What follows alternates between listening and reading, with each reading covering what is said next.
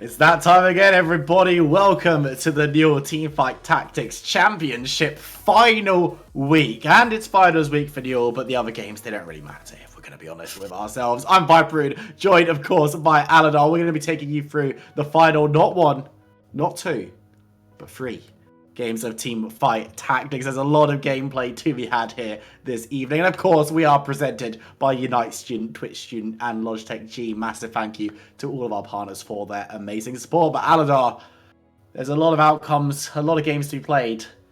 Very exciting times.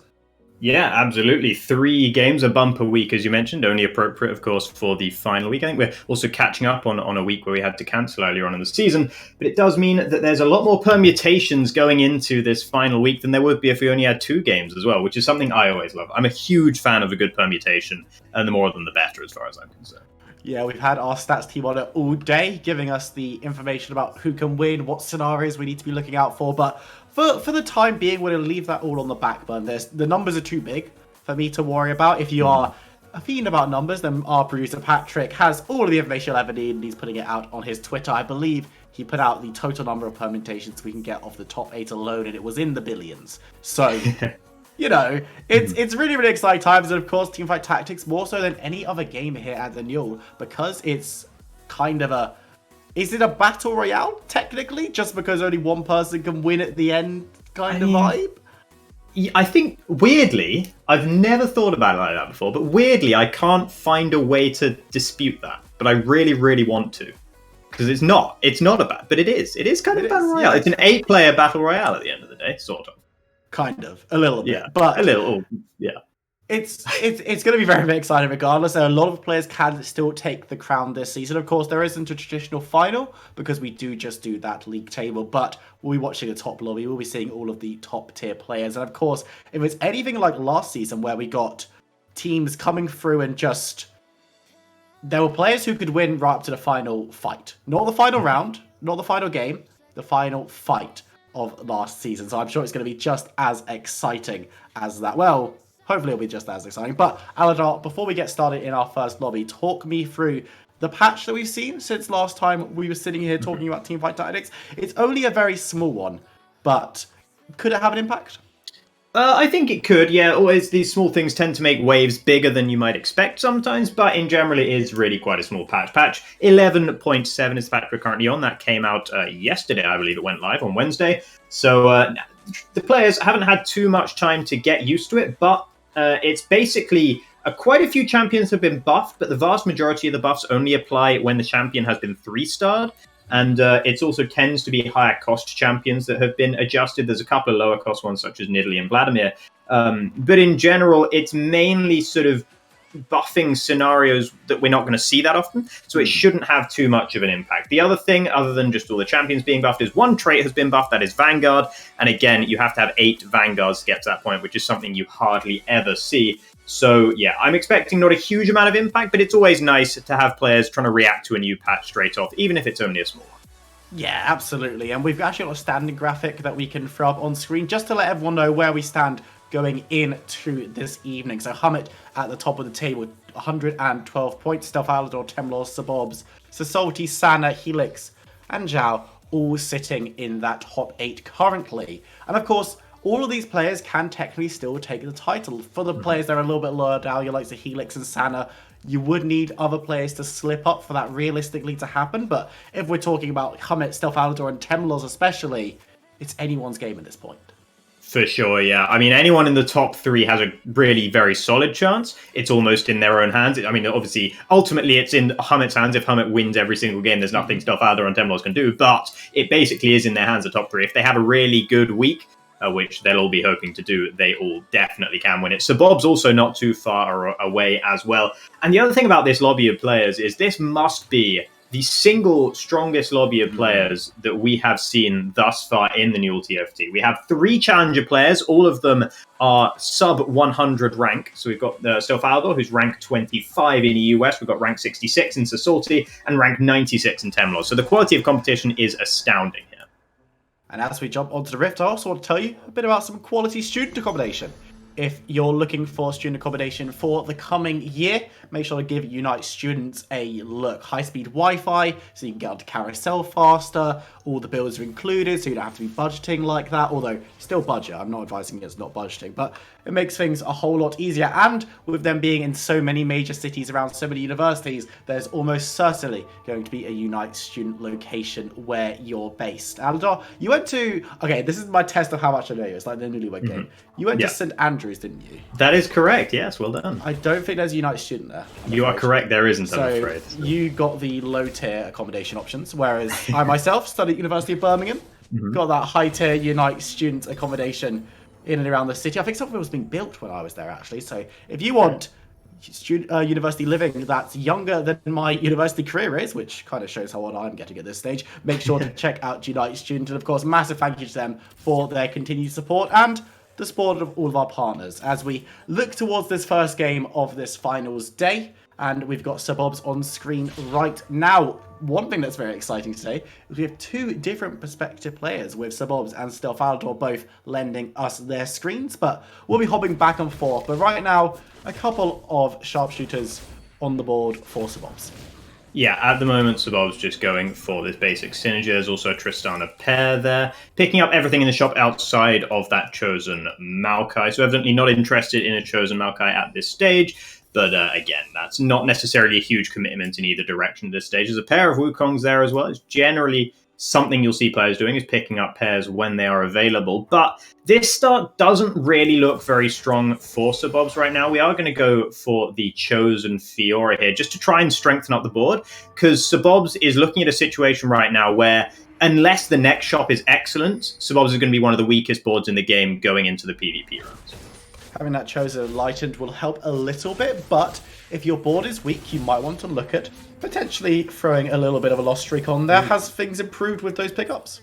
Yeah, there has been some improvements. Subobs will be unhappy about having sold Twisted Fate, but there are two more, so maybe we could see Cultist, or we're going to see Duelist, and it's going to be the Duelist that Subobs is going for the immediate strength, because that suits the Chosen unit as well, that Fiora being a Duelist.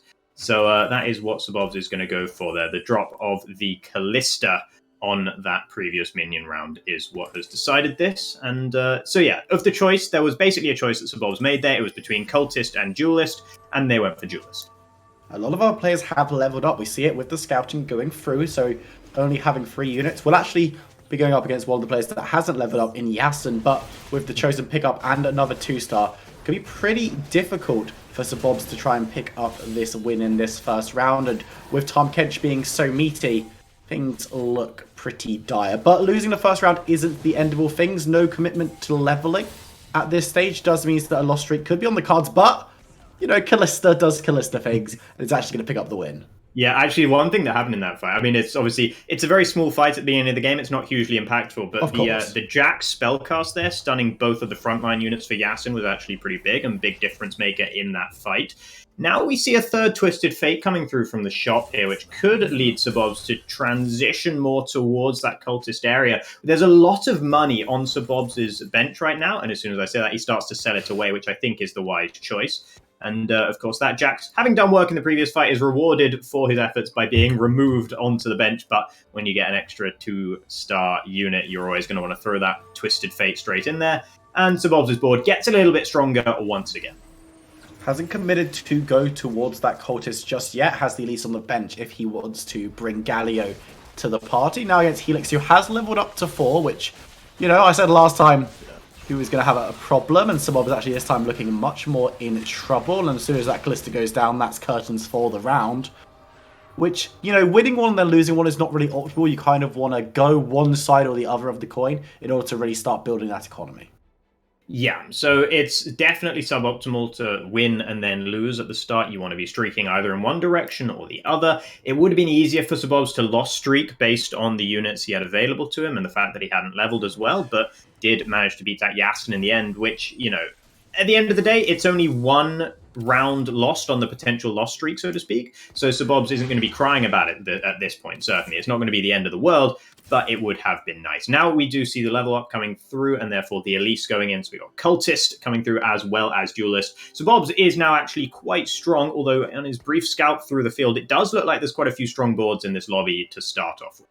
Which makes sense. There's quite a few strong players in this lobby, as it is the final week top lobby where the best and brightest of the new TFT will kind of conglomerate. They'll join in order to try and pick up the championship. But now, going to be seeing the first of Sir Salty this game. Has himself a very strong board, and that Diana in the back line. Going to be pretty hard to take down. Galio makes his first appearance, but will it be enough? I don't know if it will, as Diana and Callista are standing strong, and that's going to be another loss for Sir Bobs, and loss streaking might well be the avenue he has to go down now.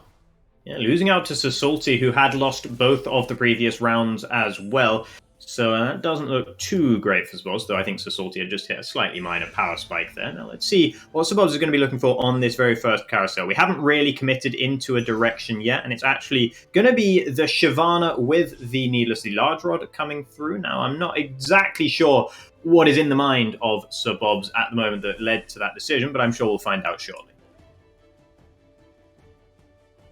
Just keeping an eye on where all these items are falling for all the players, see if there's any big hints in terms of what's being built, because we were talking about this a little bit before we went to broadcast, but the items selected and what items are being committed to, being slammed on, being fully built, can give a really good identification of what direction a player wants to go in. Actually being offered a couple more items from that Fortune Orb.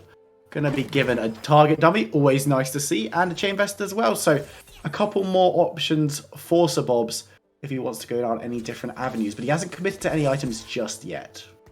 Yeah, we are going to see a level up actually to include Kennen in the composition. So now we've got two keepers, we've got an awful lot of synergies, and we've got that extra body in the form of the target dummy that came out of the Lucky Lantern there. So everyone will have received their own target dummies, of course. And actually having the Lucky Lantern come through this early on removes quite a lot of uncertainty in the game. Often players will play around the notion that they might get a Reforger from the Lucky Lantern, or maybe even loaded dice, but they're not going to be able to do that this game because it's already been revealed that all they're getting is that little Teemo on a stick, just to be an extra body in the team fights. Which, you know, it's positive, but everyone gets it. It does increase the value of players who do know how to position the best, because they will be able to use that target dummy to keep members of the enemy team off of their key members. And now, as we jump to Stealth Alador, first time this game, we've got him as our perspective. Has the target dummy as well, of course, but actually kind of a familiar set of units in terms of what's been built here.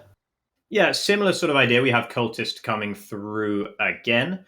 Stealth Alador's actually in a much better position than Sir Bob's was in terms of economy, at least. We're already up on 28 gold, so Stealth Alador will be able to sell off units and make 30. And at the moment, we're trying to work out... Well, Stealth Alador's trying to work out whether it's going to be the Nidalee or, I imagine, the Braum that will be sold off here. If Stealth Alador wins this, he'll probably sell the Nidalee, because, of course, then you can just sell the one-cost unit and get away with making that 30 gold mark, which will get an extra level of interest ticking through. And indeed, now that he knows he's going to beat Yassen, after the way that transpired, there goes the Nidalee, and up to 30 we go. So Stealth Alador's in a pretty solid position. Having a chosen cultist unit is always good as well, because 6 cultist is a really nice bridge through the middle game to get you to that level 8 point with a decent amount of health, because 6 cultist is very, very strong quite early, and it continues to be quite strong pretty much throughout that middle game. Absolutely, and having the ability to have that extra body coming into the battle on the Galio, who of course doesn't get his cast until level 6 of his ability, but is still an extra health bar and a bit of a knock-up when he comes into land as well, does make things much easier for you. And some of the individual units from Cultist, we talked about the Callista when we were watching Sir Bob's, and the Sivir for Stealth Alador, are very good units in their own right, so it's not like you're sacrificing too much to build this Cultist synergy. Yeah, and it is interesting actually that Stealth Alador has made a pretty significant effort here to try and build a win streak. After losing those first 2 rounds, Stealth Alador has won out since then and actually slammed this Last Whisper onto the Sivir already. And the thing about Last Whisper is it's a great item in some compositions. But if you're planning, you know, if you play mages, for instance, there's no point in having that armor shred on the Last Whisper, and there's no unit that can carry it. So it does kind of put you in a very specific direction when you build that item. There's only so many compositions that will really use it very well. And we might see this Sivir hanging around for quite a long time as well. So Alador wanting to reaffirm that idea by slamming down the Guardian Angel as well as the extra bow, just to make sure that he is as strong as he possibly can be going into these rounds. If any loss comes through here, it's bad news for Stealth Alador. Even throwing down the Vladimir as well, even though it won't give it an extra level to the Cultist buff, will give him an extra damage source and an extra body. But Going up against Helix, things look a little bit problematic. The Gallios come through simultaneously, showing just how close this fight is becoming. Both Civers have now been targeted, but Helix hasn't put any items on his, and with the GA standing on Stelfalador's side, it will be the win here, and win after win, they're close, but the W's are still going on the board, and for the economy, that's all that matters. Actually going to level up 2-6 very, very quickly to try and keep this one going. And we're rolling as well. Very interesting here from Stelfalador. There's something very specific that Stelfalador is looking for in this scenario, and it was the Twisted Fates. We're up to 6 cultists. Now, Stelfalador ought to be able to continue this win streak for quite a while from this stage. Level 6 before certain other people, and reaching that 6 cultist level, which I've already mentioned, is really very powerful in and of itself. This is great news for Stelfalador, and it's especially good news that Stelfalador beat Helix last round as well, because that was probably going to be some of the toughest opposition to face, along with Sasalti here, who's the other hot streaking member. So this will be a very telling round. It's very important for Stelfalador that this is a victory. And Sivir is still alive, hasn't popped the GA, and with the Galio being able to taunt members away from her, this one should be another W. And Sasalti going to be taken out. Another win on fire now on the sideboard, and the 5-win streak coming through. Very, very healthy position for Stelfalador to be in right now. Yeah, and that was very, very important that Stelfalador won that indeed. And you could see what I was saying about the 6 cultist point being so important. That Galio did 4,000 damage in that fight. The next highest unit was Stelfalador's Sivir on about 2,000 damage, so double that for the Galio. It just does so much at this stage of the game to have that 6 cultist mark. That's why Stelfalador was so zealously chasing it, even leveling to 6 and then rolling down just in search of that one Twisted Fate. Managed to find it, so it has all paid off very well for Stelfalador, who's now going to be coming up against Sir Bobs, who has pivoted significantly since we last saw him. Yeah, we'll be able to talk that one through a couple of rounds after Carousel when we next get him on screen, and we'll be leaving Stelfalador in a very, very healthy position after the next couple of rounds, but maybe a little bit less healthy if you can't find a win in this one. The Galio is still standing. Sivir pops back up from her nap, and we'll be able to get that damage down. The readiness cell going down before the second cast of visibility is very important. And it will be a W here against Sir Bobs, who, as I say, has gone in a very different direction to the one we left him in just a few rounds ago. Yeah, on his way to the majors with that Aurelian Soul as his primary carry. He found that Aurelian Soul very early on, did Sir Bob, so that is good news. But for Stelfalador now, let's see what the idea is. We have got an errant bow currently sitting on the Sivir, so we might look for something to combine that with, potentially. But I'm not seeing anything that would be ideal. Perhaps you're going to want to go for the Gwinsus by picking up the Needlessly Large Rod on the Vladimir here. I think the trouble is, it'll actually cause a Vladimir level up, so the item would have been stuck on the Vladimir. It gets taken away anyway, so it doesn't actually matter. And we're going to get a second cloak. Stelfalador already has one of those, so I'm not really sure exactly what the idea is with that extra bow on the Sivir. But nevertheless, cloak builds into quite a few different items. It's quite a versatile item in and of itself. Yeah, it can be quite useful in a lot of different situations. And I mean, when you're last off the carousel, when you're in first position, the pickings are much slimmer in terms of what you can get. So maybe he would be looking for something a little bit different, but didn't get the opportunity. Or maybe it's all part of Stelfalador's master plan with both of those cloaks sitting on the bench. We'll have to see if they get built into anything particularly exciting on our next visit, but has leveled once again. Very, very aggressively trying to get to these larger numbers of units. Wants to keep this win streak going, maybe for the rest of the game, and going to be coming up against Temloz. We'll probably be able to do just that, just for the sheer advantage of the number of units in play. Yeah, I'm actually quite surprised to see Stelfalador leveling like that. I'm not necessarily surprised to see him leveling again because this win streak is very important. The idea is to maintain as much health for as long as possible. That's generally always going to be the idea when you go for 6 cultists. But Stelfalador didn't really scout around before going for that level up. Usually you'd see someone scouting around, seeing a couple of boards where they think this is going to be edgy, and then leveling to ensure that the edginess is removed and you can guarantee the win. But as it happened, it was enough to continue the win streak anyway, but I'm not sure Stelfalador absolutely needed to level on that round in particular. But now we're looking at Sir Bobs, who has this mage composition up and running, but still is struggling to find any wins. Currently on a 5-loss streak here, down at 60 HP, only Sana below him. Very, very different position from the one we left Sir Bobs in, and we actually commented when we looked at Stelfalador how these two compositions were very similar and they had very similar health totals. Now, with those cultists down below, we've got something a little bit different with the mages and the dragons, and we'll have to see if Sana can take Sir Bobs out. A lot of damage coming on through. The Katarina doing mincemeat of the backline from Sabobs, and this one should be a pretty simple win for Sana in the end. Although Brand will make things a little bit difficult before one Spears to the face sees him out. Of course, Annie, maybe confusingly, if you don't watch that much TFT and don't know these champions from League of Legends, is a pretty tanky customer in this game mode. Likes to get those defensive items, gets those massive shields, and he's a real nuisance, especially in mage compositions. Yeah, exactly. She is the primary tank, primary frontline for any mage composition. That's why we've seen a Bramble Best invested on towards it. Quick note is that BF sword currently sitting on the Aurelion Soul. The intention is to make that a Hextech Gunblade, which will allow Aurelion Soul to heal off the enormous amounts of magic damage that he does whenever he casts his spell. I think potentially it could also be a Spear of Shojin, but I am definitely expecting Hextech Gunblade, and I think that is going to be Sabobs' main priority on the item. And there is the drop. So are we going to see it just slam straight away here? Very aggressive items dropping there. Yeah, you've got the Crit Glove, the BF Sword as well. And outside of those situations where you want something like the Gunblade on the Aurelion Soul, getting the AD items is not the most useful thing for a mage composition, is it? It's not necessarily. One thing you can do, it's a bit sort of scuffed, but what you might be able to do is get a Jeweled Gauntlet and an Infinity Edge on a Vigar, or on any other mage, but usually it would be Vigar would be your secondary carry here. There we're going to see the Hextech Gunblade coming through.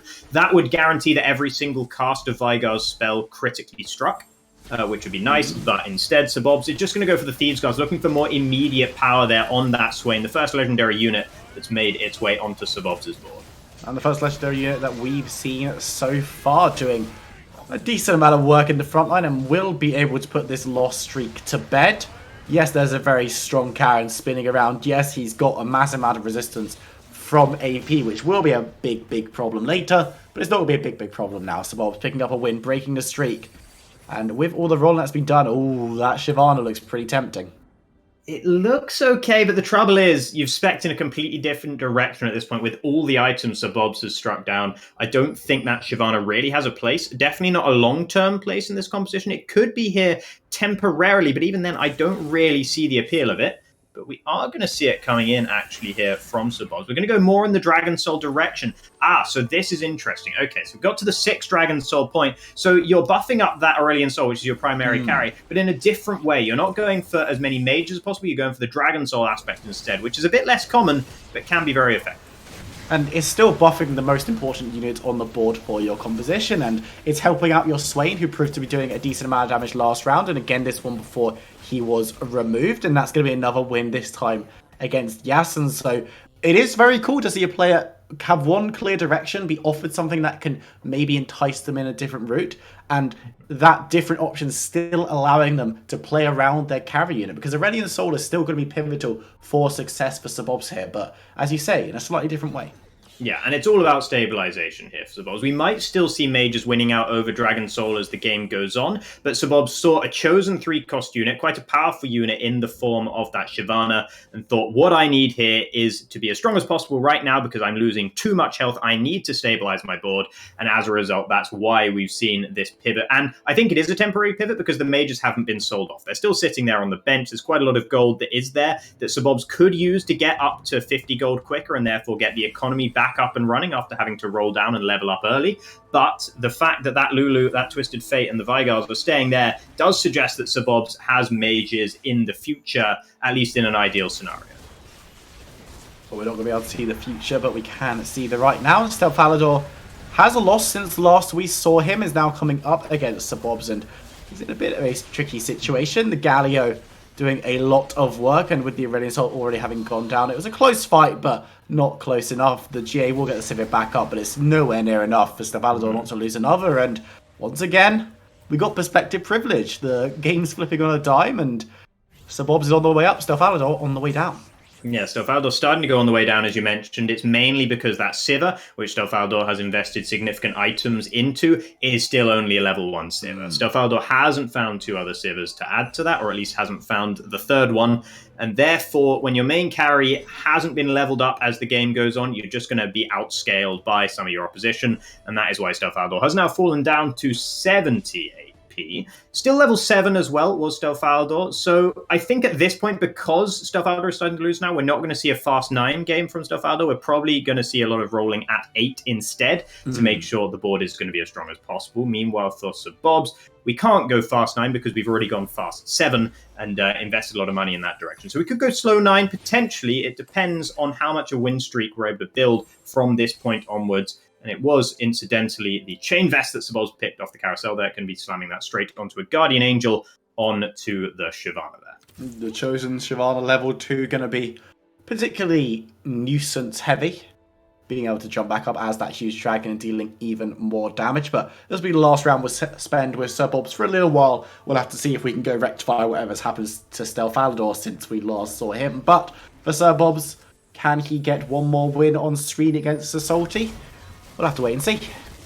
It's going to depend here on the shape of the shape of the fight, if you will, when the Aurelion Soul cast comes down. Actually, a stun coming down to the Aurelion Soul could make a difference, but no, I think this is still going to be actually a win out. Shyvana doing more than enough to carry through the fight without Aurelion Soul really helping, and the Swain as well doing a lot of work. So Bobs easily winning on that one, and the stabilization has worked to treat. So Bobs are going to be a bit behind some of the people who were able to win streak early, like Stelfaldor in terms of economy, but still in a stronger position with a stronger board at this stage. Here we can see Stelfaldor has now leveled up to 8, which Sir Bobs won't be able to do for a little while. So that's the advantage that you have on being powerful early compared to powerful right now. But now, Stelfaldor, it's up to them to try and make the board as strong as it possibly can be. And we're going to see the items reassigned here onto Samira because that Sivir couldn't find, or rather, because Stelfaldor couldn't find that third Sivir.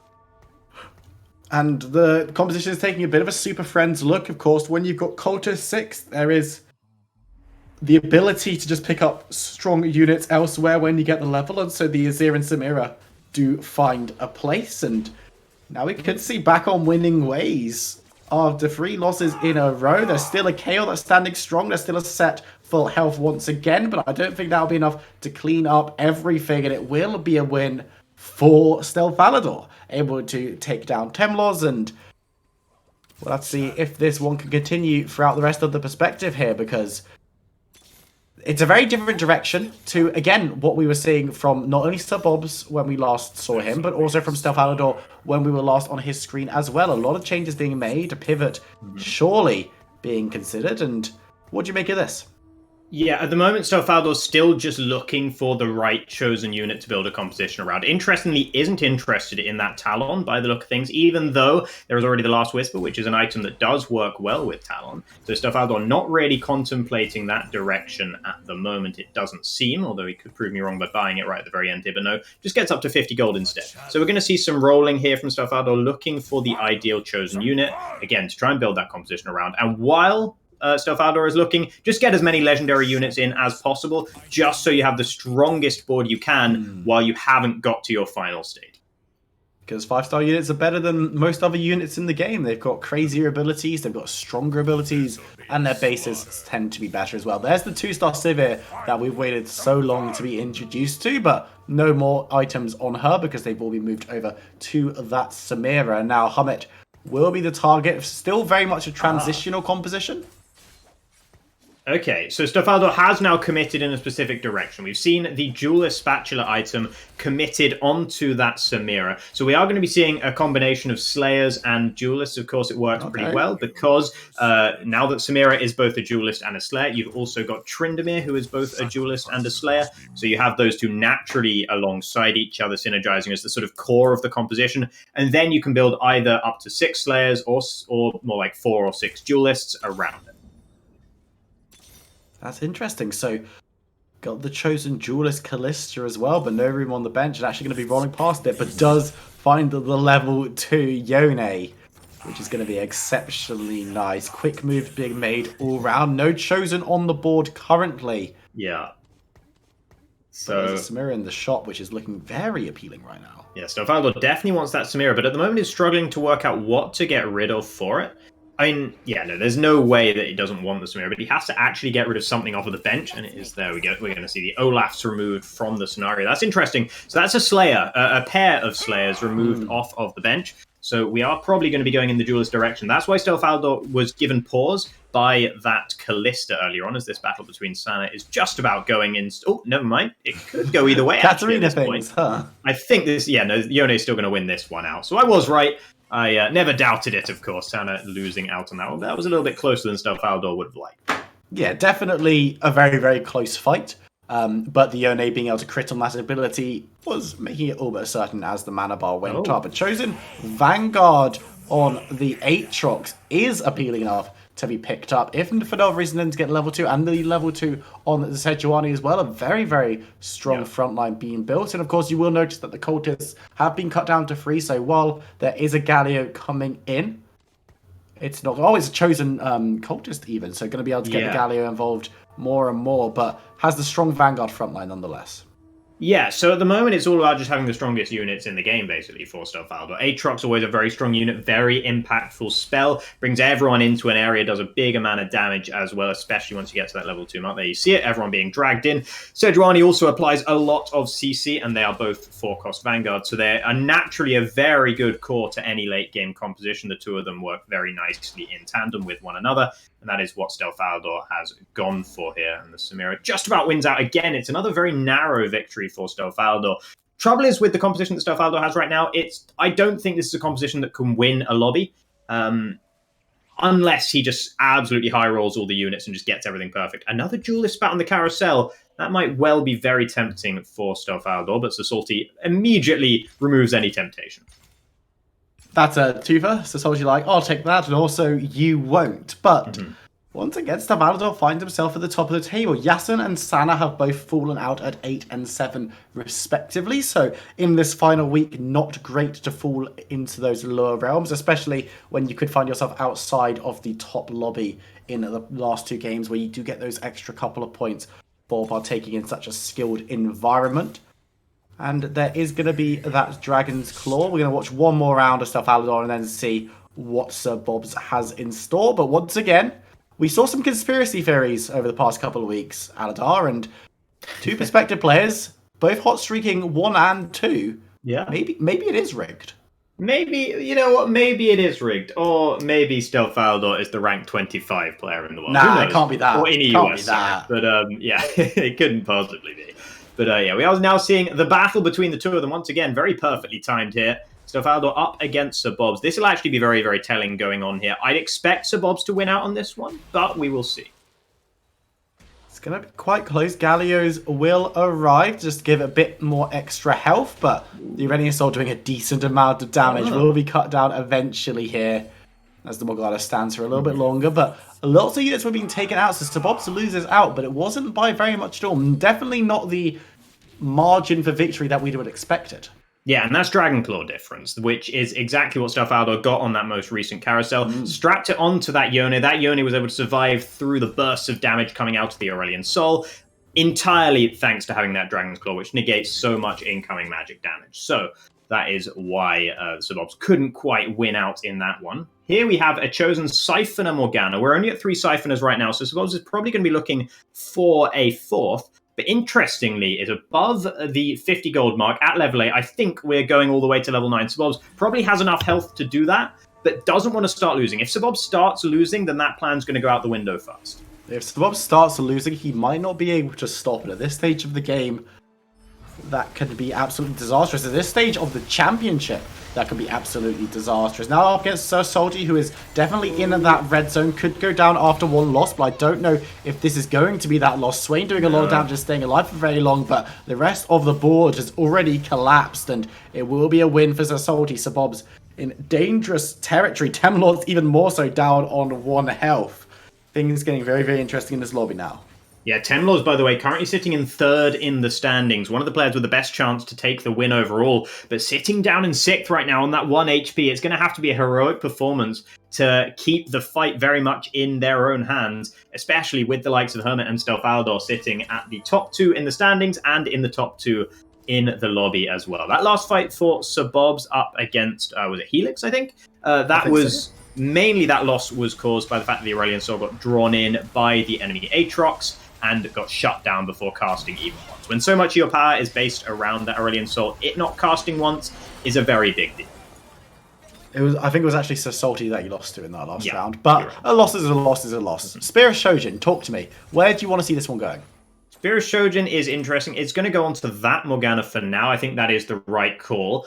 What this does potentially risk is if Sabobs manages to find 9 Morganas and get to that level 3 or that 3-star Morgana point, it's possible that an item that perhaps the Morellonomicon is going to be popped off. One of those 4 items that are on those Morganas will be popped off.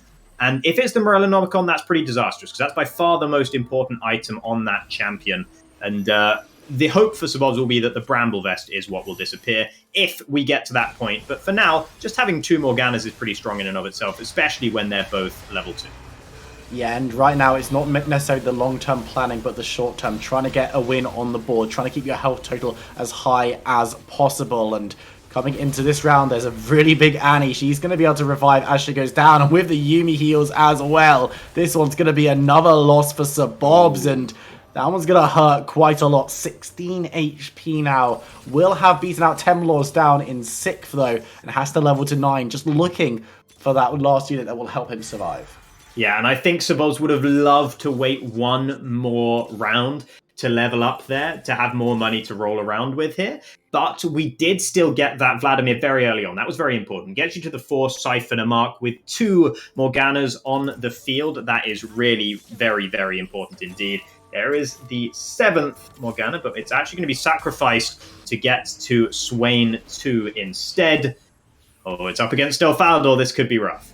This could be it. 16 health. There's a world where that is enough to take you out if you lose in a dire enough fashion, but a couple of units being pinned down will be enough to keep him alive, but not going to be enough to grab him the win probably, as Stelfaldor running rings, the Samira doing so much work, and that's a lot of damage coverage. Sabobs actually goes out at 5th. Ooh. Helix in 4th as well. It's by 1 health.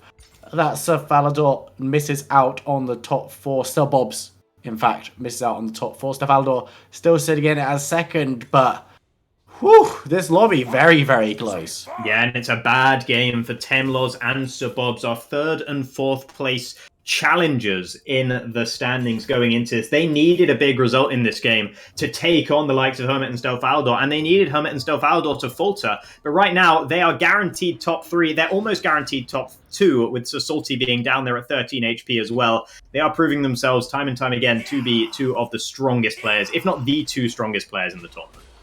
And in this tournament, consistency is key because it's all about the points. And I mean, losing out to a robot, to a ghost, isn't going to be particularly helpful in doing so. Stelfaldor down on 25, so Salty is gone though. So top 2 for our top 2 contestants, which, you know, is kind of fitting and where we'd expect to open this finals weekend broadcast. But Stelfaldor going to have a problem against Hummet, needs to find a solution, and I don't know if that claw's going to be enough. Claw is interesting. The idea behind the Trap Claw for certain is to try and target it going into the round. There's a certain unit that Stelfaldor is going to be looking to shut down there in Hermit's composition, and we'll try and place the Trap Claw once the round starts accordingly to make sure that the right unit gets stunned up. And Stelfaldor just looking back and forth, wants to position absolutely perfectly here. But Hermit is looking really, really strong. Has been on a hot streak for a very long time, has almost double the HP of Stelfaldor at this stage. It's very likely that Hermit will take the win, but Stelfaldor isn't out of it yet. Going into probably not what will be the final round, just because the health bars are still pretty big. 25 is a loss and unlikely to lose that much in a single round unless it's an absolute disaster of a fight. But Stelfaldor losing units, and there's the Samira ultimate trying to get as much damage down as possible, and a Yone slash through takes out a couple of units, but Darius starts dunking and there's nothing he can do. Stelfaldor down to 6. Probably won't get to Riptail unless he can find a solution to this problem. That last round eluded him. Yeah, still rolling around, looking desperately for that 3rd Samira. It would make such a difference for Stelfaldor to be able to get that Samira up to 2 stars, but cannot do so. And as a result, I think this is looking pretty doomed now for Stelfaldor based on the evidence of that last round. The Trap Claw was used against the Lee Sin to try and stop him from booting any units off the board, getting that sort of insta-kill there. It worked in that regard, but no one else did anywhere near enough damage, and Stelfaldor's composition basically melted. And without that 2-star Samira, I don't think there's any chance Stelfaldor wins this. No, if it's anything like last round, it will not be. Samira doing the best that she can, but already popped into GA, and the damage is just too much from Hummet. He's built too many strong units, and it will be Hummet first place in the table going into this game. First place coming out of the first lobby. And that is exactly what you need. And Hummet really stretching the lead a little bit here. Stelfaldo, it's going to feel so annoying to have done so well, to have managed second, and yet it's Hermit that's ahead. The one person you need to be behind you is the one person who's ahead. What it does mean is it's going to get more and more like a two-horse race unless this second lobby that we'll be going into soon is going to be absolutely revolutionary. And I mean, talking about what we saw in the previous lobby just quickly, so you can see the post-game breakdown on your screens. Thank you very much, production, for getting that one done so quickly. But we talked about 3-stars at the beginning of the day, talking about how the patch was to basically just 3-star units, but I'm counting one 3-star unit in this top lobby, and it didn't go well. It didn't go well. That 3-star unit, Tristana, was not buffed in the patch either. So basically the patch had, I think, 0 effect in this game, unless I'm very much mistaken. I don't think the patch was involved at all. I don't think any unit here was affected. So basically, it's as if it was on the last patch, which is nice for the players, I suppose. Interesting to see Samira featuring in all 3 of the top 3 compositions there as well. Also seeing stuff like the Aatrox, the Sivir, the Pike, all being involved. So a little bit of a meta maybe emerging in this game with those cultists. Galio getting a lot of work nowadays in the top of the lobby, but we'll have to see if that is a continuing theme throughout the evening. And we're going to jump to a short break to give our stats team a little bit of time to grab themselves a drink and get their calculators out. But we'll be back very, very shortly with the second game. Remember, there are 3 games today, so you don't want to be going too far. We've got plenty of TFT action for you throughout the evening. Don't go anywhere. We'll see you in a few minutes.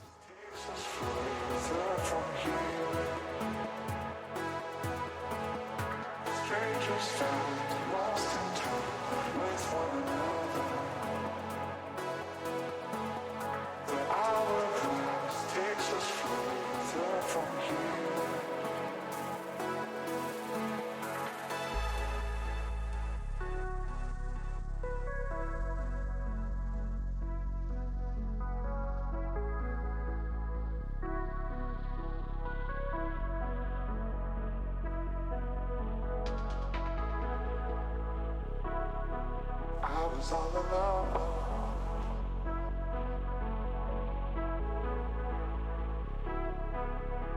Then you showed up under my umbrella. Oh, sheltered from the cold.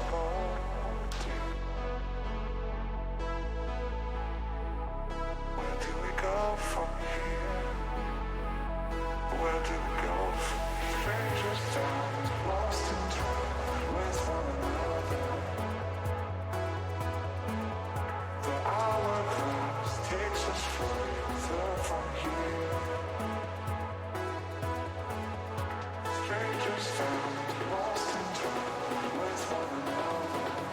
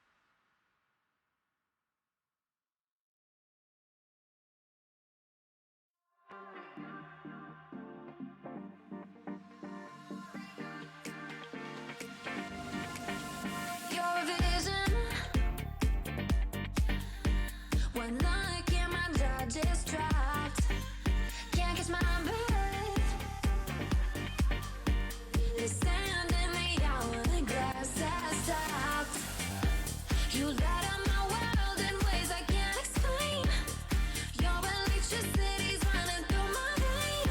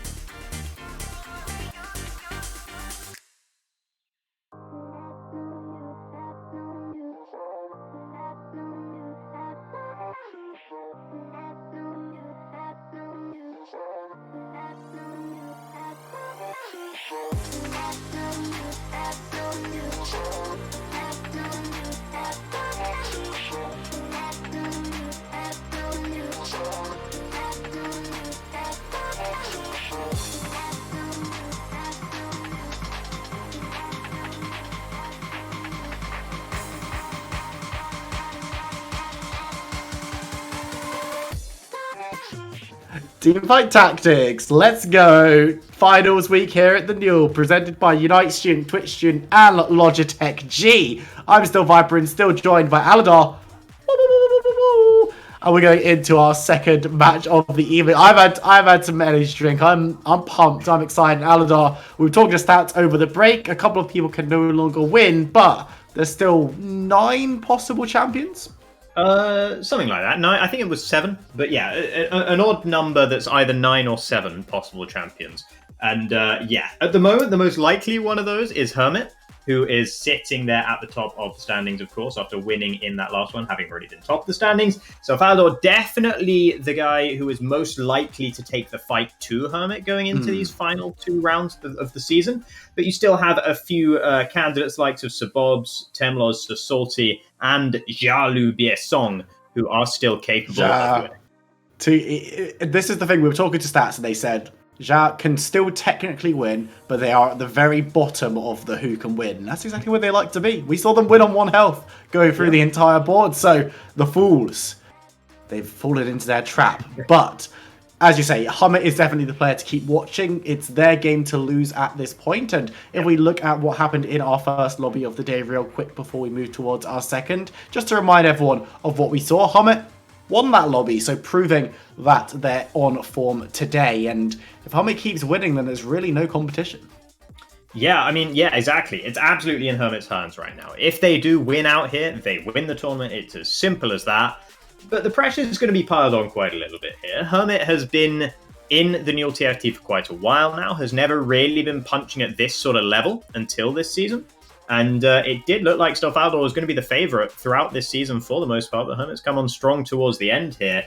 And there is a lot of pressure to make sure, when you know it's all within yourself to win, when you know it's up to you, that's when it can get the most pressure on. For someone who's sitting there in third, the likes of Temlos, Sabob, Salty, they know they don't really have anything to lose. They can just go for it and just try and play their best TFT in a very low pressure sort of scenario. So that is often the sort of dynamic that can swing things wildly in one direction or the other.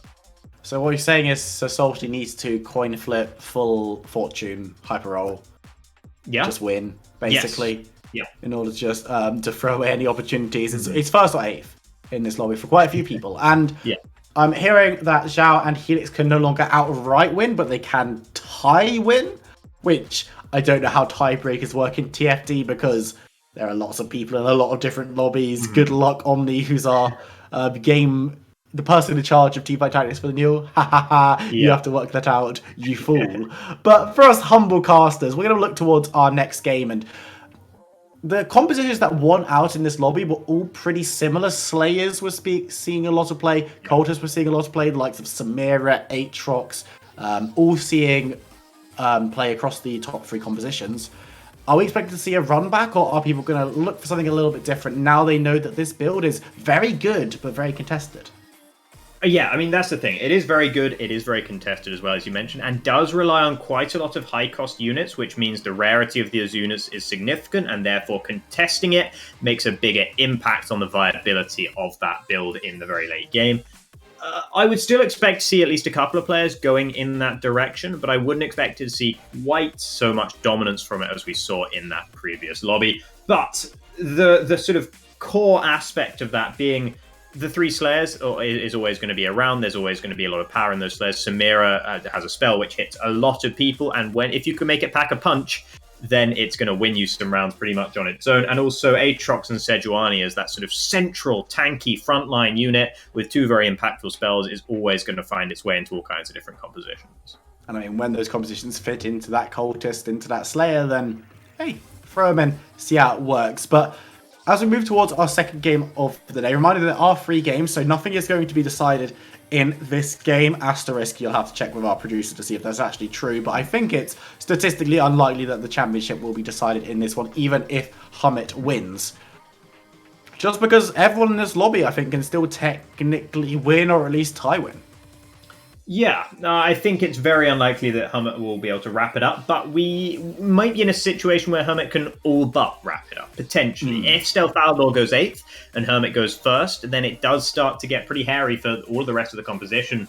You're going to need a great performance from Temlos in 2nd, maybe, to try and keep things alive at that point. But outside of that rather unlikely scenario, I think we are going to see it going right down to the wire. But you'd hope so. You want to have everyone staying tuned to the final, which you want to be the championship decider rather than Hummet's victory lap. But you know what, we'll stay tuned either way. We'll get our Hummet flags out if he's already won, and just have a good time on the final TFT broadcast of the season.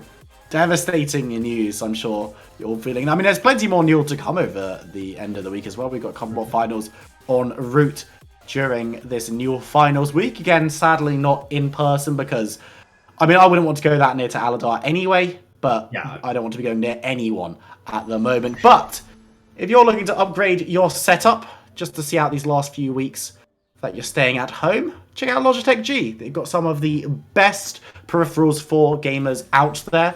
They are the industry leaders. You can see esports professional players using it all the time and absolutely raving about the how strong their performances are with Logitech G. Keyboards, mice, headsets, you name it, they've got it. Assuming that it's gaming peripheral. I don't know if they do that much outside of that, but hey, you can always check it out in the link down below. Thank you so much to Logitech G for your ongoing support and for all of our other partners as well. You do amazing work keeping the lights on around these parts. But as we get into our second lobby, Sabobs and Stefalador both again providing us with their monitors for this game.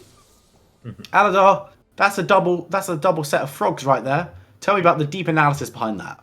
Well, the deep analysis behind that is that if you do get those double frogs, you could potentially go in a direction of either Brawlers or Fortune, at least in the middle game. That is because those are the two aspects. Interestingly, Sabobs doesn't seem that interested by the double frogs, and I'm surprised by that, because you do get some pretty strong Brawler builds, particularly centered around Shyvana. You do need a tier for those builds. Ideally, you want to, because you want to build 2 Hands of Justice and put them both on Sejuani. But Sabobs evidently isn't thinking that far ahead right now. But yeah, is going to be able to pick those up as a result of selling the Callista, and just buys out the whole shop anyway. So you can basically ignore everything I said because the Tom Kenches have been picked up anyway. Don't worry, I always do ignore pretty much everything you say. But good news, everyone. Our stats guru Patrick has given us the numbers. Hummet has a 69% chance of winning. Nice. Currently, as things stand, Stefalador 4%. There's a 5% chance of a tie of some description. And then everyone else is in the 0.4 below area. So realistically, it's looking like it's a bit of a 2-horse race as we speak. But we've seen stranger things happen here at Teamfight Tactics Towers. So keep your eyes peeled as we do move away from these neutral rounds towards PvP. And again, it's early days. A lot of units are sitting on that bench. And we'll have to see if Subbobs wants to go aggressive, try and get more units on the board, try and win early, or is happy just to get that lost streak economy. Yeah, we will see. 3 mages at the moment here. And you do have tentative mage items. Subbobs would have loved to have got a second tier coming through, potentially. We're actually going to see Chalice of Power slammed here. So that is an interesting investment to make this early. The board was very weak until that point. It's still not terribly strong. But Subbobs might be just looking not to hemorrhage too much health at this stage. The good thing about Chalice of Power is because all it does is give adjacency bonuses to the units around the wearer and also the wearer themselves. They get a bit more spell power. That's going to be useful pretty much no matter what composition. There's never a composition where that's utterly useless. So you can slam it early and get away with it, which is exactly what Subbobs is doing. Don't know if Subbobs can get away with a win in this round, though. That big Tom Kench is taking an absolute chunk of damage, and the spear coming through from Nidalee did a lot of work, and it will be the win with the Nidalee being the only one left standing. Helix takes the W, and Subbobs again hasn't leveled aggressively early, so is probably feeling okay about that loss, but it was super, super close. Yeah, interestingly enough, actually, 3 of the fights that happened were very close. So Salty, Temlos, and Subbobs all on 98 health, which means they all lost with only 1 unit remaining on the board. Xiaolu Biesong has lost in a more a hearty way, shall we say. But what that does generally say is that the lobby is very close right now, which is going to make it harder for players to win streak or loss streak, because the sort of small aspects of RNG that go on in every single fight, they're going to be more impactful when everyone is so close together in terms of their relative strength.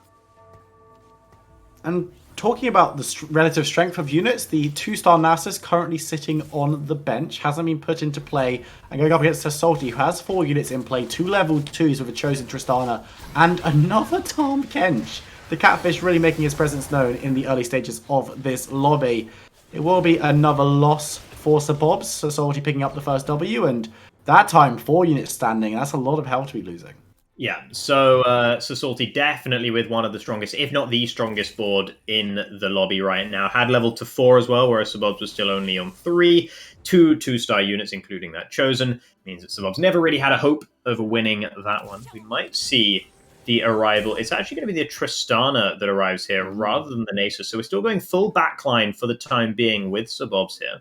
And I think that's an attempt to basically continue loss streaking, but to try and take down a few units in the process, just to make sure you don't lose too much HP.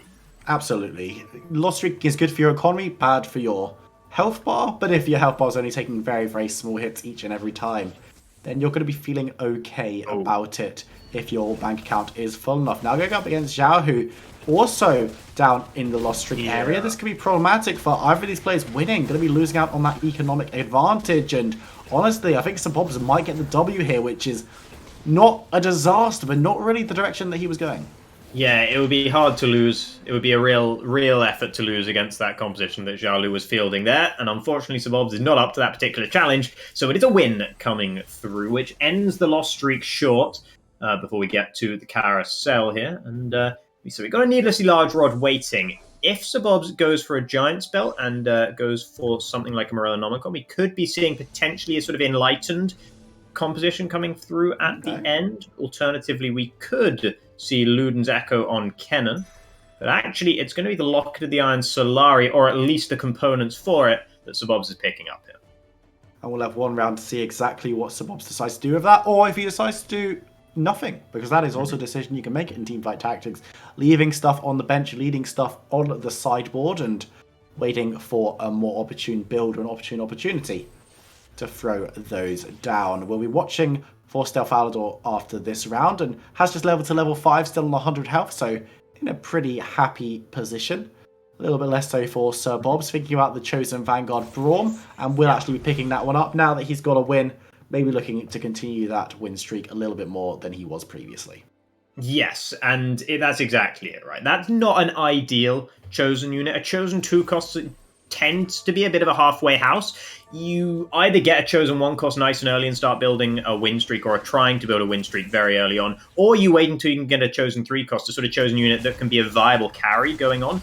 Braum is sort of neither of those things, but Sir Bobs felt the pressure to try and continue the win streak based on that last round's victory against Xiaolu Biesong, and therefore had to pick up the first chosen that was available, especially because it happened to suit the Dragon Soul aspect of Sir Bobs' composition already. But it's not going to be enough to take down Temloz here, who has already leveled to 5, and as a result, Sir Bobs is going to lose, and that is not going to feel too great then for Sir Bobs, having invested into that chosen Braum in the attempts to try and keep a win streak going, and then failing to do so. Speaking of 1 cost chosen units, hello Garen, how you doing? We're checking in with Stealth Alador for the first time in this game. Of course, on that hot streak, 4 wins on the bounce. 100 health still, hasn't taken a loss, and we'll have to see if that continues for the time that we're spending with him on screen. But talk us through what Stealth Alador's kind of been building with his composition so far. It's a bit of everything, really.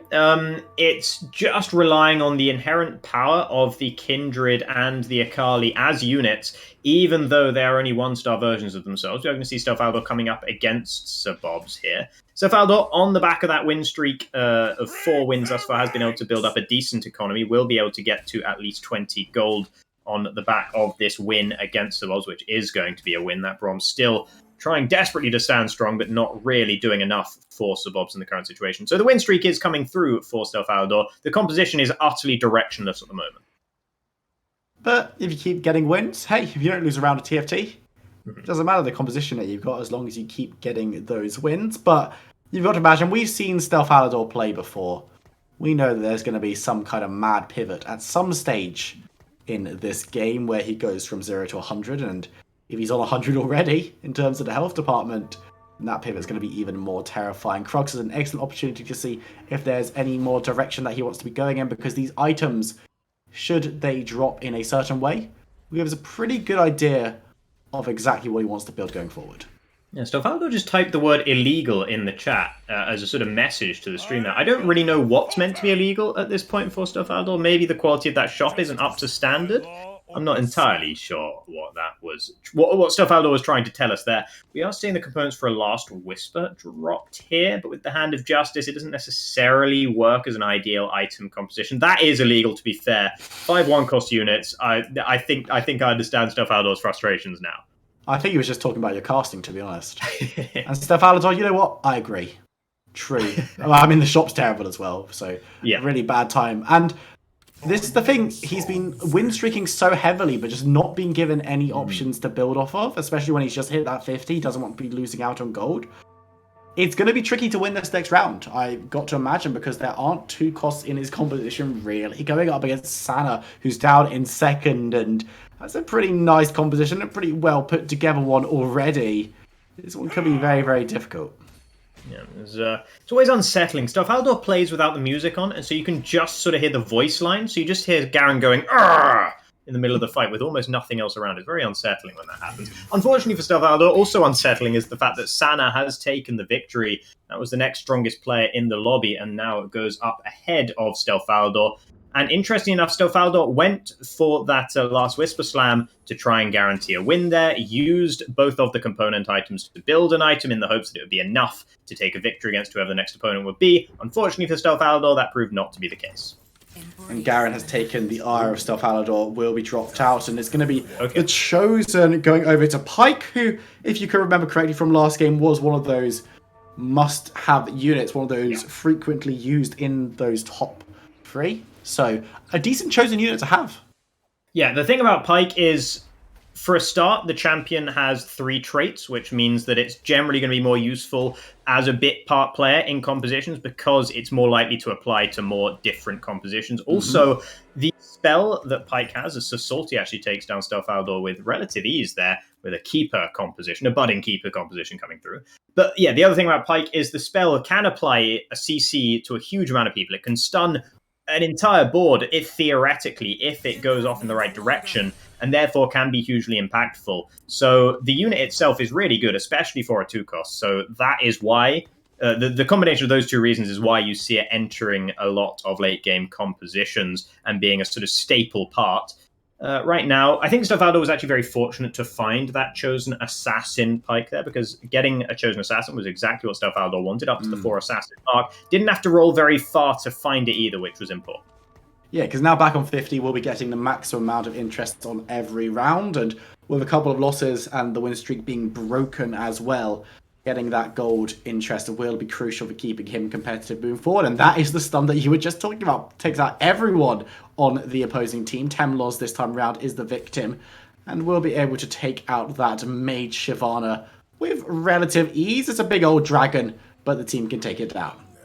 Yeah, Mage Shyvana, I'm not sure. I can't have the impression that Mage Shyvana doesn't actually really do anything. Because the champion, when it casts, it just becomes a dragon. So it can't really become a dragon twice. Why doesn't it become 2 dragons? Well, that is, if it split off into 2, that'd be great fun, actually. That'd be very, very powerful indeed. But yeah, I think that suggests that Temlos, that is a sort of temporary solution, having that Shyvana in the composition. We're not seeing a Shyvana-centric composition. The Warmog's armor also kind of suggests that. It's not an ideal item that you'd want to have on a carry like Shyvana. It's just playing as frontline for Temlos at this stage. Stofaldo, meanwhile, going to be going for a cannon there. Going to be picking up a needlessly large rod, which is the more important aspect. We could see a Gunblade slam on the Akali, though I'd be a little bit surprised. Have to keep our eyes peeled to see if that is going to be the case. I say this every stream, but I miss the days of blue buff Akali just ruining everyone by casting every single time using auto. It was good times. Not so much anymore, but we do see that the item is actually not going to be going into Akali's hands. It's actually going to be Kindred who finds the route there. What are we making of this composition as we leave Stealth Alador towards the Bobs after this round? Finding that third Kindred just now was very important. So Stafaldor has had a significant power spike there, getting a three cost unit, a tier 3 unit to a 2-star point, with a Hand of Justice on top of that unit as well, and now adding the raw power of that extra spell damage from the Needlessly Large Rod. Stafaldor will be able to build a couple of wins off the back of that, I would imagine. And it's going to have to start here against Helix, but it doesn't look like he'll be able to do just that. One more auto from Pyke is enough. And we'll be leaving Stafaldor in third place, 82 health. So a little bit worse wear than when we last saw them, but still in that top 4. Still a comfortable health total, and with a composition that is now looking much more put together than when we joined him. Now back to Sir Bobs, and if we're speaking out compositions that are looking a little bit all over the place, what we got here? What are we working with?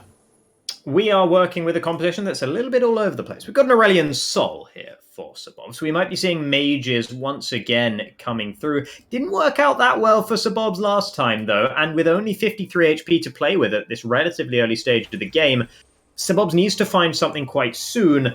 And the trouble with building a composition like a mage composition with Aurelian Soul as your centerpiece is that you need to get higher levels before you're going to be finding Aurelian Souls in the shop regularly. So that Aurelian Soul is probably going to be a tier 1 Aurelian Soul for quite a while Sir Bobs waits to get to the level 8 mark, which is typically when you'll start finding plenty more 4-cost units. So Sir Bobs might be under pressure, actually, to go for a different composition here with a 3-cost carry instead, just because that carry will be available more plentifully sooner. And taking a big loss in that last round leaves Sir Bobs going to the Wolves. A pretty rough spot. Got rid of the Braum Chosen though, so could look to go in a different direction with that. Could look for a Mage Chosen, a Dragon Soul Chosen, both of whom would fit into what has been built so far. Of course, remember, with all neutral rounds, we say it every single time, keep your eyes peeled for what items will fall out, because you need some AP, you need something to be giving to that Aurelian Soul if you want to make this mage composition work.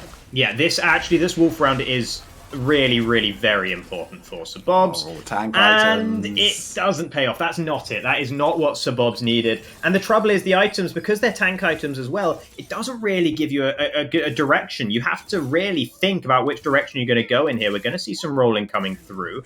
There is a Vigar, which could be potentially quite important. If Vigar becomes the centerpiece of the composition, that would be better. But the trouble is you still don't have any tiers, apart from that one in the Chalice of Power that's sitting on brand. You've got Fortune Annie. You can't afford to take a Fortune Chosen because you can't lose anymore. You're going to get maybe a 2-star Shyvana, but you don't have any of the Shyvana items. So Bobs is in a really rough spot right now.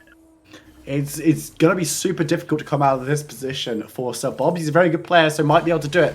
And it'll be very, very fascinating to see how this one takes place. The Annie going to be able to get the shield, and we'll be getting that Chain Vest as well. Gargoyles has been built on the fly, but it's not enough to keep her alive. And the Dragon's actually putting out a decent amount of DPS, and with the KO being the only one standing as a level 1, Sir Bobs pulls a win against Hummet, who actually on a very low health total right now. With Hummet being down in 7th, going out early would blow this championship wide open once again. Yeah, Hermit down in 7th, Stelfaldo hot streaking in 2nd. Those are our 2 championship protagonists right now. And Hermit is starting to look a little bit more on the ropes than we saw in Game 1 when he took the victory relatively comfortably. And Sir Bobs picking up a win in that round was very important. Every round that Sir Bobs wins right now is another lifeline to get to a point where maybe you can find the right items, because mages is still the idea here for Sir Bobs, but you just don't have any of the right items with the exception of that Chalice of Power. So it is going to be a struggle to get to a stage where you've dropped enough items for the composition to be good before you just flat out fall out of the game. And this round might be a flat out fallout for Sir Bob's. Going to be losing out to Helix, who has a pretty strong composition, very familiar to anyone who watched the first game as well. Has got all of the hallmarks of going into that strong cultist baseline with whatever you decide to put with it, really. It's a very, very versatile build. But for Sir Bob's, things looking a little bit worrying, down on 29 health. There's not really too much room to play with, and the composition, it's okay, but it hasn't really got going. Oh, that Chosen Nico is potentially... That might be what Sir Bobs needs here. Maybe. You could go in a Fabled direction with Nico as the primary carry. It's not ideal, and you don't have either of the other fabled units, so you'd have to roll around quite a lot to try and find the Cho'Gath and the Nautilus to make that composition work. But it's a potential option for Sabobs right now. That Spatula as well sitting there, that's pretty useless because any tiers that Sabobs does get, they're going to be necessary for building other items. You can't really afford a Mage Spat at this point when the tiers are so important for you. Once again, a heavy loss here to Stealth Aldor brings Sabobs down to 15 HP. That is potentially a one-hit going through here. Hermit is down to 13. That's all. That is, again, potentially a one-hit. They are both in a lot of trouble. Yeah, and both of them are in a lot of trouble on the scoreboard for the championship itself if they continue losing rounds. And it doesn't even need to be a long continuation. 1 or 2 rounds, as you say, would be all that it takes. Sabobs finds the tier on the set, but cannot be going with the Spatula. Needs to be going onto the Vigar or onto the Aurelian Soul to get those casts going. But even so, on this health total, with this board state, I don't know if we're going to be able to rotate back to Sabobs. Yeah, and I think Sabobs here has to slam the Hand of Justice on the Aurelian Soul and hope that it's enough to get to Raptors, where maybe you'll find a needlessly large rod or another tier or something, anything that can be converted into a useful item. Is it going to be the Mage Hat instead, or are we just going to go for 7 mages and hope that's enough here? Yeah, we are. Production, can we stay on Sabobs, please? Just to see what's going to occur with this. The 7 mages could well be... Well, it's the solution that Sabobs has gone for. Whether it's a solution that's going to work, we'll have a few more rounds to decide whether this will be the case before we go to Stealth either off the back of a big old win streak or a knockout. But it's going to be Templar's who's the first challenger to test out this new build, and it's going to be Shyvana Mage versus Shyvana Mage. Yeah, Shyvana Mage versus Shyvana Mage indeed. Let's see which one comes off. So it hops twice when it casts, so that's something, I guess. And right now it's actually going to be closer than I might have thought, but it still looks like Temlos is going to take the victory here in the battle of the similar compositions. Sabobs really down low now to 6. Hermit also on 6. For the sake of the championship, Sabobs, it might be best if you could desperately try and lose less health than Hermit here. Hermit going out in last would definitely spice things up going into the last round. But Hermit definitely won't be wanting that, and it's a really, really tough spot. I don't think Sabobs can do anything here. We saw Stealth-Aldor and a couple of other people leveling to level 8 in that last round as well. Sabobs is still down there at level 7 and doesn't have a lot of gold. Rolling a lot of it away now, desperately looking for something, isn't finding it in time. And that is... Oh, the Aurelian Soul. It didn't go through. No. 2 Aurelian Souls on the bench. It was just a split second too late for Sabobs. And with that might be the tournament over for Sabobs. Going up against Sasolti now. The 1-star Aurelian Soul isn't going to be able to do enough. The units are still standing, but that's a huge knockup from the Jarvan. And for Sabobs, I think this one will be curtains going down, and Hermit with the win means that Sabobs down in 8th alone, the only person knocked out this round. We'll jump back to Stealth Aldor to see how exactly things are going for our other prospective player, who's sitting up in 2nd a little bit more comfortably, but losing out just before Raptors. Disaster. Yeah, indeed. There's been a couple of losses recently for Stealth Aldor. It's not been a sort of imperious performance thus far in this game. Hasn't been hot streaking for a little while now. Jalu Biesong is actually the only player in the lobby hot streaking at the moment. Went down to 23 HP very early on, and since then has stayed on exactly that mark, winning round after round in the more recent history of this game. So Jalu is actually in a relatively solid position right now. Stealth Aldor definitely feeling okay, especially with Hermit being down there on 6. And seeing a lot of decent items being thrown out of those Raptors. Anything on the bench catching your eye? Anything on the bench? Not exactly. I mean, we still could potentially see a Slayer composition, much like we saw in the last lobby, coming through with just a bunch of 5 costs. And I think that is what we're going to be seeing. The Fabled Cho'Gath, not ideal.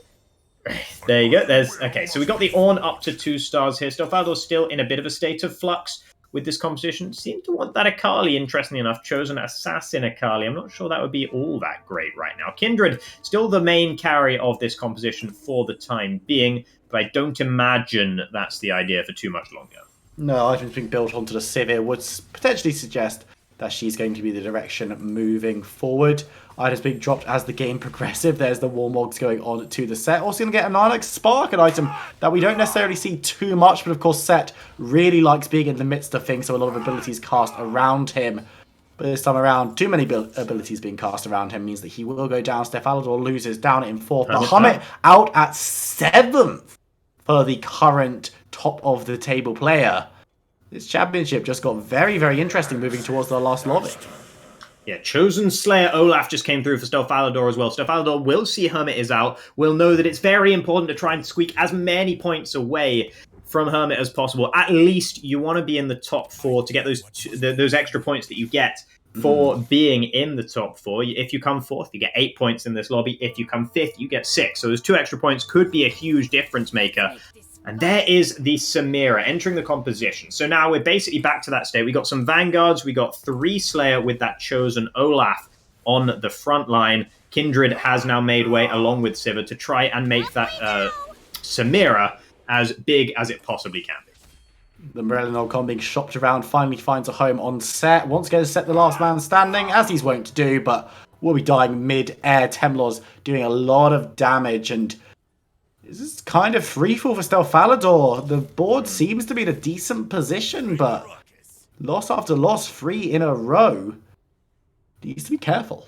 Yeah, no one else is really losing out apart from Sana at this stage as well. Helix taking a loss recently, but Stefalador is on lower HP. So at the moment, if things continue, if the trajectory of the game continues as it is, Stefalador will go out in 5th. So something does need to change. Stefalador does need to find more power. He can't simply coast home to a 4th place here. It is 5th at the moment that's looking most likely for Stefalador, unless the fortunes change. That is exactly what the hope is here. We are going to see the Morellonomicon reinvested there onto the Sejuani, whose spell hits a lot of people, of course, which is exactly what you want out of a Morellonomicon user. This fight is close, but it does look like Stefalador is taking the win over Sana, and that's a bit of a lifeline at least. Trinima's going to be able to rise back up from the GA, though. No.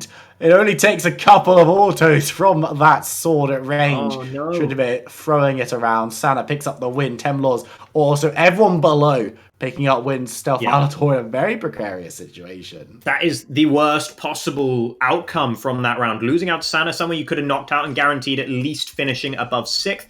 And Temlos and Jalu, the 2 people below you, also taking wins, while the 2 people who have more health than you, and therefore more of a buffer, losing in their round. That's not a solace to you, because if you're losing while they're losing, you're just going to go out sooner than them because you're on lower HP.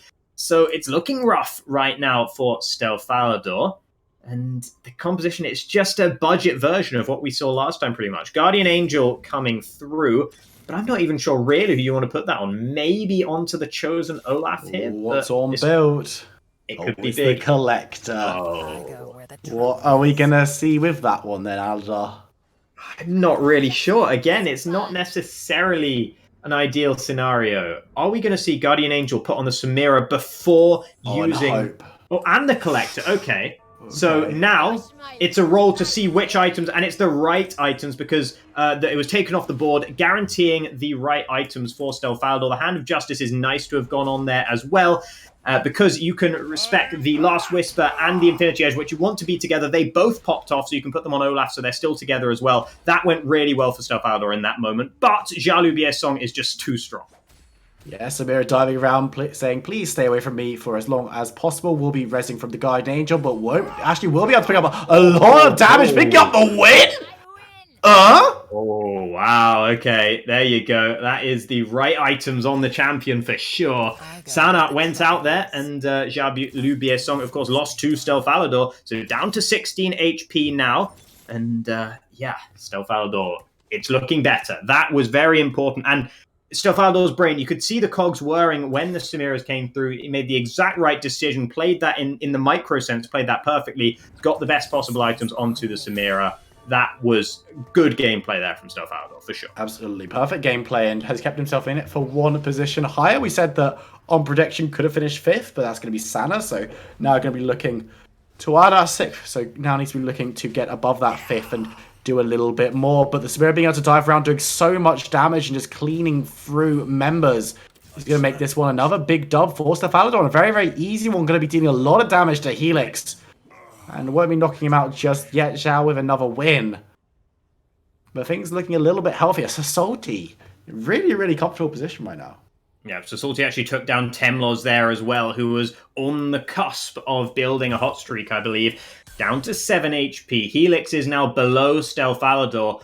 Fifth is almost guaranteed to not be coming Stealth Alador's way now that the composition has been changed. The state of the game has changed significantly. I think we're looking at a top 3 realistically at minimum for Stealth Alador based on this. The item isn't ideal here, this Morellonomicon, because you already have a Morellonomicon, but you can slam it on the Azir, and in case the Sejuani doesn't get to cast, you have a different unit who can try and apply that burn and the grievous wounds to the enemy team. Golem obviously going to be taken down. The Morellonomicon coming out of that one. Anywhere you'd particularly like to see that being placed? Yeah, I mean, I think it's probably the Azir, or it could potentially be the Aatrox, but I would imagine that Azir would be the intended recipient here. We're going to see an Everfrost coming through there as well. The Ornn item, not necessarily the ideal one. We're up to 4 Vanguards now as well with that Braum, and that is going to be pumped onto Sejuani with the Morellonomicon going onto the Azir. As you said, going to be picked up there. They have Frost on Sejuani at the front, giving a very meaty front line to Stealth Alador, and we know that the damage is there from the likes of Samira already. Temlos in the red zone. Can he be given the boot by Stealth Alador? And the Samira from Hell, we'll have to wait and see, as diving around doing a decent amount of damage, and with so many members going so low, you can see the coins just flying out of the corpses of Temlos' lineup. But in the back line, Aurelion Sol going to be able to respawn. If he can get cast off, this can be very, very dangerous. We'll be able to do so. It can't. Actually can at the end with the second cast because of the mage bonus. Stealth Alador goes low. Temlos stays alive. Across the board, the right people are winning out, though. This is going to be a very, very close lobby once again. Oh, is Helix winning this? No, Helix is losing that. Okay, that is big for Stealth Alador. I was not expecting a loss there to Temlos, no less. But that Aatrox getting up to 2-star, that's going to make a big difference as well. Stealth Alador still getting stronger, not stagnating at this point in the game, which is very important to see. And yeah, watching that Aurelion Sol coming back up with the mana bar almost full as the GA was coming through, that was a really tense moment very there. Spooky. Temlos will be very happy with that. Yeah, and Stealth Alador not so much, because now could well end up in 5th. 13 is a health total that can be knocked out after one bad matchup, but going up against the Ghost, you'd hope that Stealth Alador has what it takes. That's a 3-star Katarina that's looking pretty scary.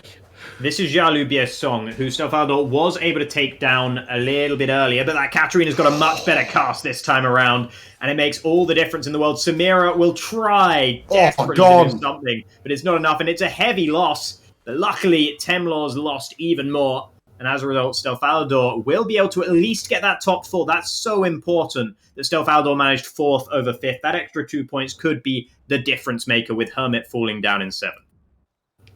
A little bit of an update in terms of potential champions of the tournament. Zhao, Helix, and Sabobs can no longer win in any scenario due to results in this lobby. But there are still plenty of players who can win overall, and there are still 3 players who can win in this lobby. We'll have to see exactly who can pick up the W in this round. We're going to be seeing what Salty can do against that same Ghost of Zhao, the same scary Katarina. And we'll have to see if the cast is just as good. It will be doing a decent amount of damage. Not going to hit everyone on the front line, though, as a lot of members diving on through. But this one could easily be W for Sir Salty, with a nice knock-up and a nice bit of damage coming on down. But this one, definitely a much longer fight than we saw from Stealth Alador. Salty actually taking the L in the end. And Zhao still up there on 16. Helix gone. It could be another backdoor drop. Yeah, Jalu Biesong just beat Sir Salty in Ghost form and beat Helix in real form, knocking Helix out. Jalu Biesong has been eliminated from contention, but no one's told Jia that, who is still desperately trying to win this game, and right now is in a very, very solid position to do so with the Katarina as the primary carry, no less, especially off the back of the fact that Sir Salty could not really come very close to beating Jalu's Ghost. So this ought to be a win in this final round for Jalu Biesong. So Salty would love a win here because Sir Salty still does technically have a chance, whereas Jalu does not. Well, It's you know, it's we talk about a lot about the championship, but Zhao can still get a very, very high finish in this tournament and isn't going to be giving up just because there's not an ability to come first. A lot of items on Sir Salty's bench, actually, as we do dive into what could be the final fight. A lot of damage coming on down. There's a lot of 5-star units in this one. The Katarina spinning, no one being hit right now, but it just doesn't matter as the cut down comes through. The hammer comes down. Sir Salty is dead. And it's going to be the win for Zhao in this second lobby.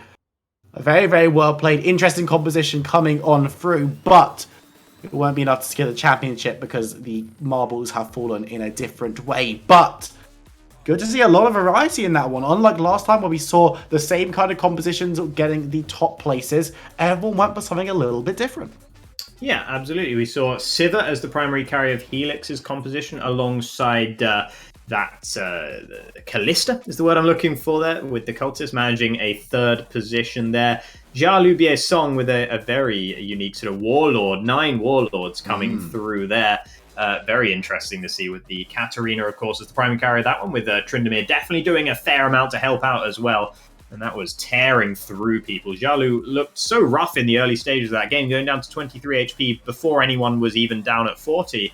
But only one loss from that point onwards in the whole rest of the game.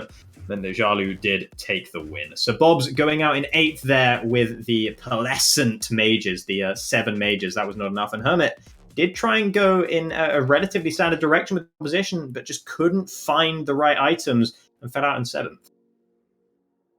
I mean, it's Zhao's modus operandi.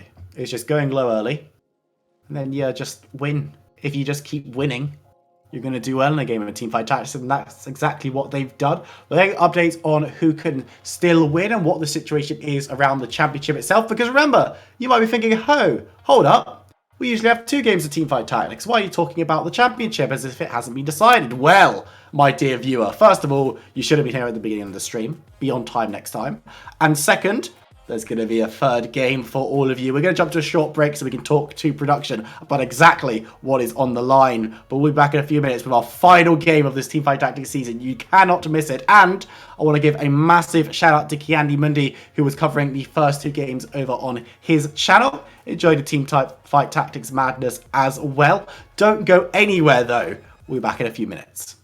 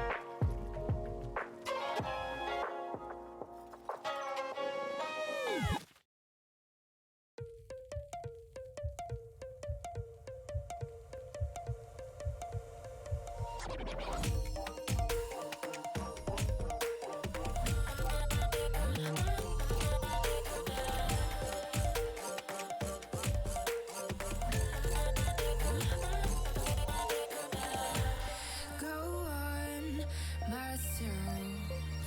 I'm cold steel stainless. My glass half full. Always said don't suffer no fools. Serpents daydream. I bite, you call me lovely. Got a sweet tooth. I'm gonna get the sugar from you.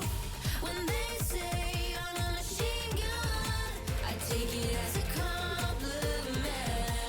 Honey, you should know I can be a weapon.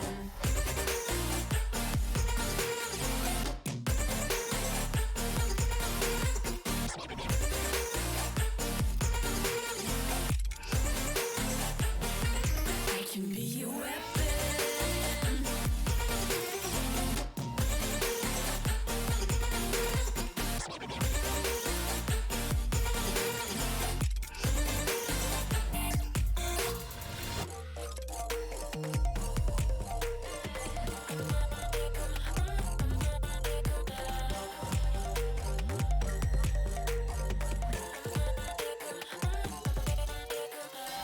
Come a cold blood, selfish.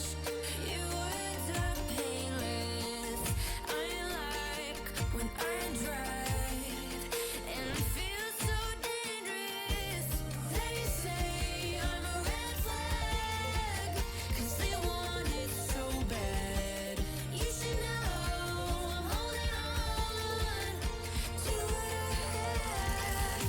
When they say I'm a machine gun, I take it as a compliment. Honey, you should know I can be a weapon.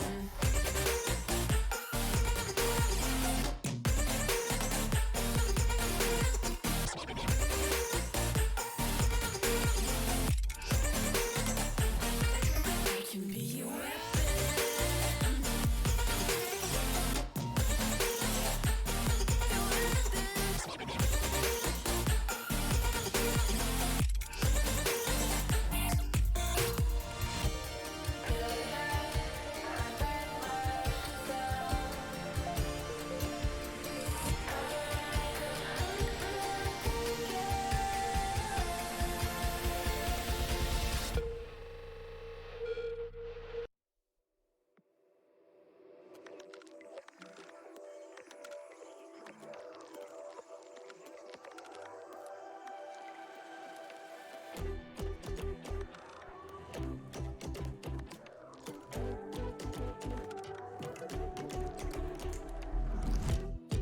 I don't know why I let you, but you had to light a spark in me.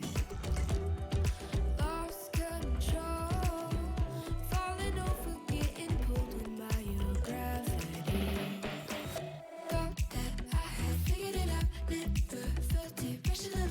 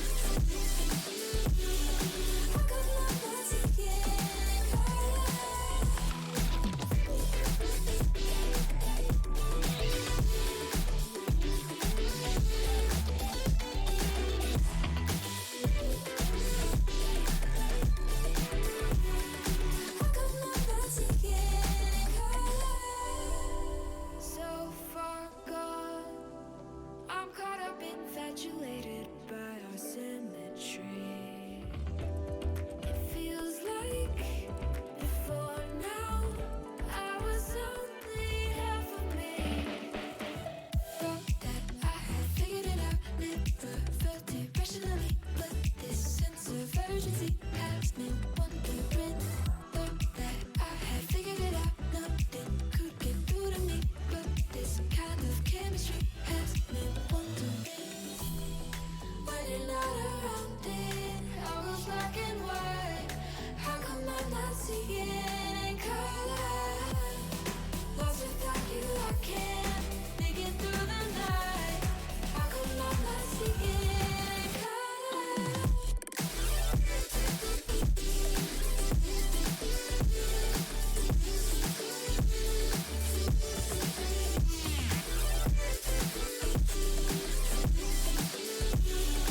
How come I'm not seeing in color?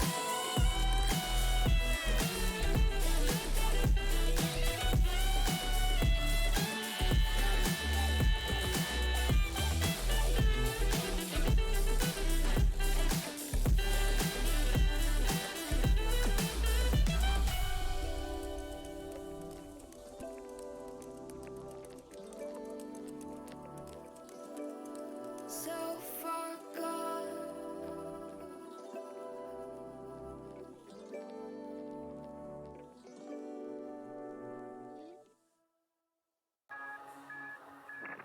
You have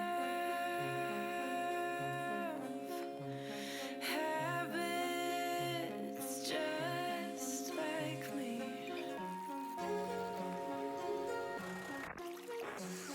Talk too much with strangers. Get way too serious around family. And I don't have any wishes, but when I kiss you, our lips fit well. And I don't have expectations, but when I daydream, I fall asleep. And our hands melt.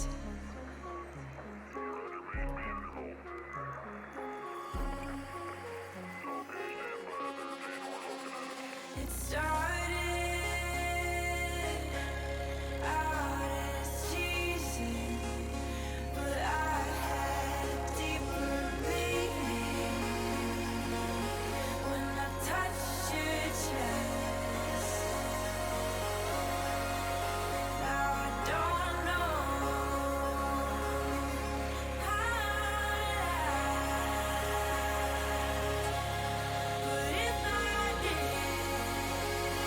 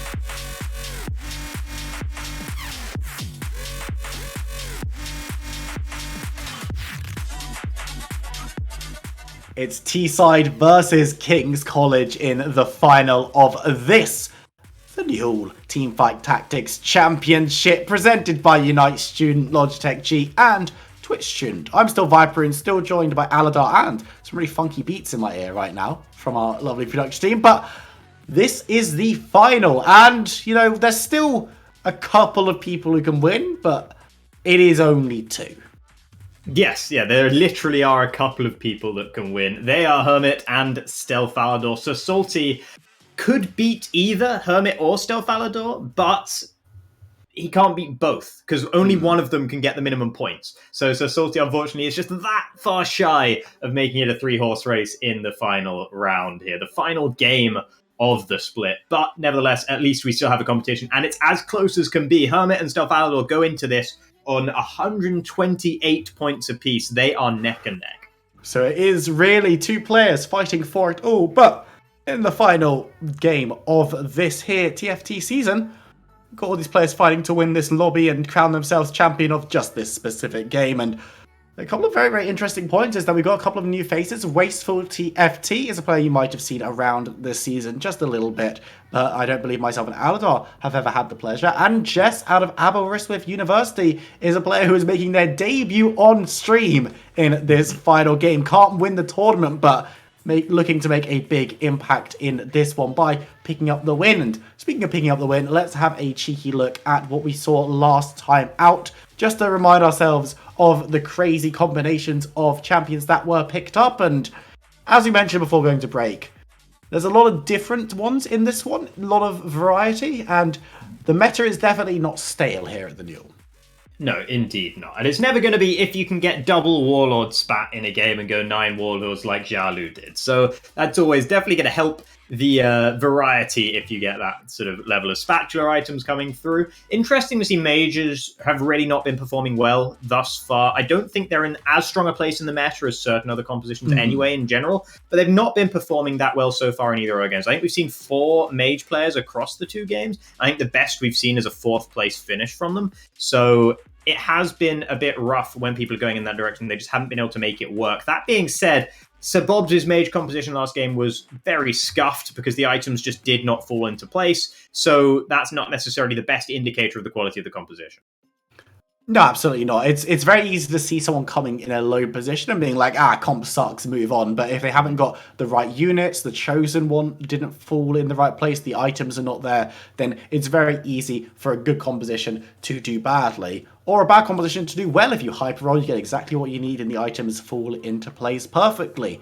But the players are going to be loading in a very, very short amount of time towards this final game. And it's going to be sad, you know, TFT... it's going to be gone again. Well, I say gone. The game will still exist. It's not cancelled after this. Like, you can go and play it right now if you want. But you should probably wait about 40 minutes just to see who wins this Newell Championship. But it's going to be the last time that you'll see it on the Newell. But there is still a couple of games.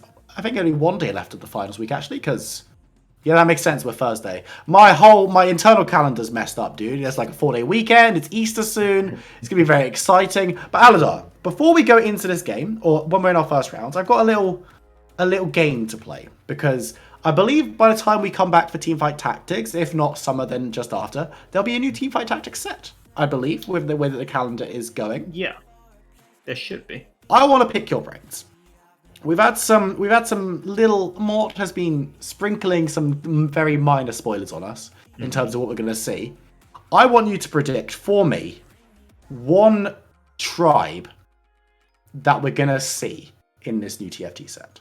One tribe that we're going So like your Vanguards or your... no, one trait. Oh, okay. Yeah. So one can trait I say that we will Vanguards see. because they're basically in everything? No, you Okay, can't. right. Or you can, but you have to guess what it's going to be called. Okay, never mind then. I bet. I mean, Mystic does tend to stick around. That might be the best guess. Is just to say Mystic. It might have been revealed. I've not actually been keeping up with the next set right now. I've been very focused Wow. on this. So TFT, I'm afraid please take him away, please. I haven't actually been looking at any of the teasers or anything like that. I'm not sure if any of them have been revealed or not. But yeah, no, I've just been so focused on this set. I'm sorry. What can I say? Aladar, I just skipping the question entirely. That's cool. I'll say Mystic. Mystic. Mystic. A That's really the best. boring answer. That's really Is that boring. better than nothing? I'm going to come out and I'm going to say a tribe or a trait that we're going to see this next set or if not this set, it should definitely be a tribe in the future, is Cavalry. Cavalry. Okay. Your What, so you've got Sejuani's, Sejuani, your Rel, Kleds, Kled. Rel. There's 3 of them, that's enough. Yeah, that's fair. Yeah, Cavalry. Yeah, no, I could Bruce see just that. said Yordle. That makes sense as well. Yeah, I mean, we've had Yordle before. Yeah, we did. Was it the first set that we had Yordles? Yeah, were they called Yordle? I think they were. Yeah, I think they had were dodge, called right? Yordles, and they were just like, they were dodge charged. It was really, really lame. Where people were like, I'm just going to build stuff that you can't hit, have fun. And it was like, that's not interactive. But one thing that is going to be interactive is our final game of the Teamfight Tactics Championship here with the Newell, of course. Got to give a massive shout out to our sponsors, Unite Student, Twitch Student, and Logitech G. Without them, this wouldn't be possible. I want to give them all a massive thank you from everyone here in the Teamfight Tactics team. But here we are. Should be noted that Sabobs isn't in this lobby. Did drop down to lobby number 2, so it'll be Stealth all the way. But with Stealth being one of those 2 players that can win, we wouldn't have it any other way. Yeah, so I think it's very important, actually, to follow Stealth Aldor's progress throughout this game as one of the protagonists. The only other scenario that would be great is if we could see Hermit's perspective as well, but unfortunately that is not to be. Stealth Aldor is, on this first minion round, has already dropped potential Infinity Edge here, so that could potentially suggest a direction, even at this very early stage. I'm sure it would be playing out in Stealth Aldor's mind. There'll be an idea, what maybe could be coming through here. We have Chosen Elise available in the shop, one of the better Chosen units in general, but not tempting enough here, and we are going to see instead the single Elise picked up along with the Wukong and the Diana. So Stealth Aldor keeping the options as broad as possible for the time being. And I mean, the Chosen Elise is good. Chosen Keeper gives that shield just individually, but Chosen Cultist might have been a little bit more tantalizing. Yeah. From what we've seen so far in these lobbies in this game, and more AD items being picked up from these neutral camps could definitely show a direction that would be optimal for Stealth Aldor this time around, because the items are what really make the composition. Yeah, you definitely need to be able to find the right units, but if you haven't got the items that go well with the chosen carry or the chosen item carriers in the comp, you're going to have a bad time. Indeed. And I'm looking at these items right now, and one word that's coming into my mind, or one name rather, is Talon. Potentially, you use a lot of swords, you like to have the crit chance. Potentially, if you can get a Last Whisper components coming through as well, that would be even better. But there's a lot of other AD threats that could also be. It's not just Talon, but that's where my mind goes. We haven't actually really seen any... We've seen a little bit of Enlightened gameplay, but it's been all Morgana focused. We haven't really seen the sort of dual carry as Stealth Aldor doesn't quite get to buy up the whole shop there. In fact, actually accidentally picked up a Chosen Tahm Kench there. I don't know if that's going to be sticking around or not. Chosen Tahm Kench, not bad.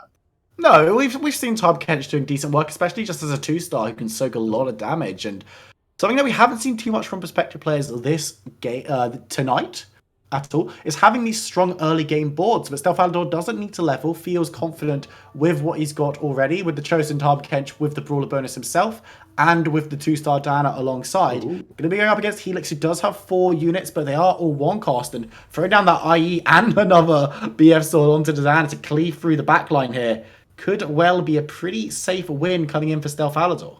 Yeah, I don't know if you noticed either, but also Stealth Aldor at the last minute moved that Diana over to that left-hand side of the board, positioned for Helix, among other people. I think Stealth Aldor did a little bit of scouting, saw that plenty of people had their backlines over on that side, and therefore put the Diana there to target them. Helix was one of those people, so that was well played by Stealth Aldor, and a little bit of luck sprinkled in there as well to get the exact right person to be up against. Is the Tahm Kench going to be sacrificed here in favor of a Galio? It might well be. Yeah, it looks like that is the direction that things are looking right now. Getting the Galio to dive on in, giving that knock-up is good, but you lose out on a pretty big catfish, and actually, it is going to be Siphoner that's going to be preferred with the Nasus and the Vladimir over on that right side of the board, and once again, Diana thrown onto the left will catch out one of the Nidalees this time around, and Temlor's also picking up a win in the first round, but I'm less confident on their chances here. Yeah, this is definitely a loss coming through for Temlors here. Jax is going to get a nice spell cast off, but Diana gets her cast before getting stunned up. That makes a big difference, and it was still not going to be close anyway, as this is a very, very strong board Stealth Aldor has built for themselves at this stage. Them and Sir Salty are the 2 undefeated players going into the third PvP round. Double Janna in the shop is interesting. And, Sivir as well. Yeah, Siva also present. You got that extra cultist coming through, and a cultist who can use the items that you've currently slammed onto Diana if you want to pivot into a more cultist direction. So there are options there, but the trouble is, Stelfaldor would also like to get to 10 gold to get that interest taking. And isn't going to be able to buy anything if that's the direction they want to go. And in fact, would have to win and sell that Nidalee and that Rakan if they wanted to make it to 10 gold before the carousel. Zhao obviously champion from the last round. Doing Zhao things by losing a couple of rounds early, including, I've got to imagine this one, because the 2 stars are not here, but they are for Stelfaldor, and not a single unit will be lost in this early round. Stelfaldor hits that 3-win streak just before Carousel, can sell off to try and grab 10 gold, and will do just that. Yeah, exactly. Getting up to that mark, very important to get your economy running nice and early. Xiaolu Biasong is sitting there on a loss streak with 2 levels of interest. That's at least 20 gold in the bank already for Xiaolu, so that's a decent position to be in. Jess is also loss streaking at the bottom there, has lost all 3 games. That last game, though, lost by a narrower margin, so things are looking up a little bit for Jess there. Will Stelfaldor go for on this carousel? We have a BF sword sitting on its own in the composition right now, so that might be what Stelfaldor is going to be thinking about. Something to go along with that. We might well see... Oh, I was about to say that Chain Vest was looking tempting for a Guardian Angel, because that's a really nice early slam, but it was not to be. Actually going to be kind of denied anything that they'd want here on this carousel. Going to be running towards the Rakan with the cloak. But again, when you're at the top of the leaderboard, there's not that many options. And as you say, Chain Vest not on the cards. Going to be able to get that cloak to build into something useful later. But right now, it's unlikely to go into a Bloodthirst, you've got to imagine. Yeah, Bloodthirst would be very, very surprising indeed. It used to be the case back in before we got to set 4.5, when we were just on set 4, that you'd sometimes build Bloodthirster to go on a Talon, which still could potentially be an idea here, but it's generally less favoured now compared to how it used to be. People prefer to have that last Whisper, the Infinity Edge, and then something more defensive like a Guardian Angel as well. We might just see the Negatron Cloak slammed onto Tahm Kench for the time being, just for the pure resistances. Stelfaldor not doing that. No, just keeping it on the bench, leaving himself as open as possible, going into wasteful TFT. And is going to be wasted here by this Diana. Has a 2-star Diana of his own, but there's too many units standing around from Stelfaldor, and that'll be the first loss to wasteful TFT, I believe, or the second loss to wasteful TFT takes this game. Sir Salty's also hot streaking right now, though, but you seemed interested by something there. Yeah, so Stelfaldor picked up the double Nautilus and the double Nidalee at the end of that last round. There's another Nautilus in the shop here, alongside 2 more Vanguards. Potentially, we could see that Brawn picked up and a much better front line secured here. Trouble is, you would then have to be sacrificing Cultist or the Diana. That Diana's such an important part of the composition right now that can't really be considered. But the 2-star Nautilus will do a better job as a frontliner than the 2-star Tahm Kench. It is a 2-cost unit, so therefore that being a direct trade in and out. Yeah, obviously loses the Brawler buff from that chosen Tahm Kench, so the Nautilus not going to be standing quite as tall, but will be able to survive long enough to grab the win against Hermit, who... You've got to remember, is the other person that you need to keep your eyes on. Has definitely lost more rounds, down on 80 health as opposed to the 100 hot streak coming in for Stelfaldor. And really, if you're thinking about just the championship, you only need to watch those 2 players, because Stelfaldor could come 7th if Hermit comes 8th. Indeed, yeah. So Hermit's not looking too hot right now with that 80 HP. It's only early stages, and things can be turned around pretty significantly. The Stelfaldor actually picks up a Chosen Janna there, Chosen Mystic as well, so that's going to be self-sufficient in terms of the synergy, getting that magic resist through for the whole team right now. And that Pike that was in the shop as well that Stelfaldor found, that was also important. So that brings Assassin through for the Diana, who has that Infinity Edge. So now every one of her spells is going to definitely crit, because when you get the Assassin bonus into the team, you get to a stage where the Assassins, all their spells can crit, and when you have a 100% crit chance, all of them will crit. Yeah, and critting is great all around. So talk to me about where we are in this game in terms of this composition. We're 3-1 now. Are we in a position where the game plan is clear from Stelfaldor? Because it looks like this isn't a composition that can go all the way. Obviously, it's only 5 units. There's going to be more added, and there may well be a pivot, but 100 health, hot streaking with what's on the board, Stelfaldor has to be really happy, right? Stelvaldo is very happy. The game is going to plan, but the plan is loose. The plan is to get the strongest units on the board right now. We just saw a level up to get that cultist in after scouting. Stelvaldo saw some potential compositions that he didn't like, and wanted to make sure that he would have the edge over by bringing the cultist back in. But yeah, the idea basically for Stelvaldo is just to be as strong as possible right now, and to build a composition that can get him to level 8 without losing too much health, maybe even all the way through to level 9, depending on how the game goes. But this is not the composition that we'll see at the end of the game. No, you'd hope not, because you'd hope you could have a couple more levels. Well, indeed. Between now and then. And even, teamfight tactics, it even drags units off the bench if you haven't got the maximum number on the board now. So, good stuff all around. What are we looking for? Is there anything that you want to keep your eyes peeled for in this final game? Because obviously Stelvaldo in such a dominant position, it's difficult to really pinpoint where the composition can be improved at this very second, because it's doing everything it needs to do. Yeah, I mean, before that Pike came around, I was going to say we're looking for an assassin here to come in, but the Pike maintains the cultist and the assassin, so that fills that particular gap in Stelvaldo's composition. Now we're just looking for Stelvaldo to 2-star as many units as possible, maybe potentially get to a 3-star on the Diana, though not finding any Dianas since that early stage means that that's not looking terribly likely right now. Up against a Salty here, this is important to take the win, and it looks like it's just about going to be enough for Stelvaldo to do so. That's big, because Salty is probably the next strongest player in the lobby. Right?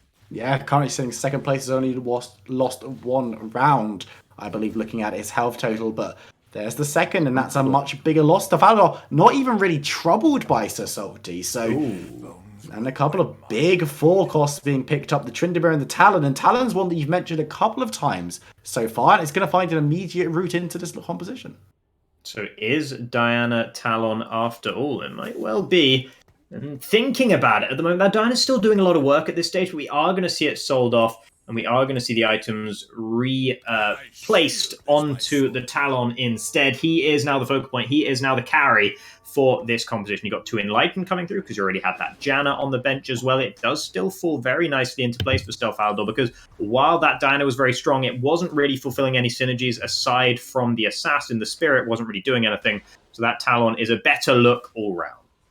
Although it is only a 1-cost unit, so it might be a little bit troubling. And the pivot is looking a bit dangerous right now for Stelvaldo, but the Janna giving those shields out and Talon putting in some decent amount of damage. It's going to be very, very close, but it should still be the, Temlors actually getting down towards that. Janna has 2 units left over, and the Civet is going to be putting out a decent amount of damage. The shield isn't available due to the stun, and that's the first loss we're seeing from Stelvaldo. The pivot costing him a little bit of life. Yeah, and that was actually a really unlucky composition to roll into when you change from the Diana to the Talon. Talon basically only does damage with his auto attacks, even his spell is an empowered auto attack. You came up against a Teemo who has a blind, and a Jax who has, when he casts his Counter-Strike, dodges all auto attacks. Those both applied in that round to the Talon, and they wouldn't have applied to the Diana, because she would have simply cast her spell once she built up enough mana, and that's where a lot of her damage comes through. So she would have actually been a much better carry for that round in particular, but I still think the Talon is going to be better. Well, the Talon's definitely going to be better in the long run. You would think so, and it's just about now finding those couple of other Talons to get to that level 2, but jumping off the carousel and jumping into a fortunate position and has grabbed a spatula. Is there anything that you really want to see the spatula being built into? The assassin item springs to mind? Potentially, it could be Assassin. It could be Duelist as well. We do still have that Tryndamere on the bench, and Stelvaldo, having picked that one up, is definitely looking in that direction for now. We'll have to wait and see, though, because no decision has been made. The spatula will just sit on the bench as we jump into our next round. It's important to see if Stelvaldo can pick up another win here. It does have that Chalice of Power. Only going to be empowering the Assassin Talon this time around. Hasn't given it even to the Pike, who could also jump from the back to the front of the board to get directly involved. But this one is a pretty big battle of attrition here. Some big health bars from Zhao and the composition that they have built. But it looks like it will be a win for Stelvaldo. The Talon starting to get a little bit of damage down and is able to cut through all that meat in the end.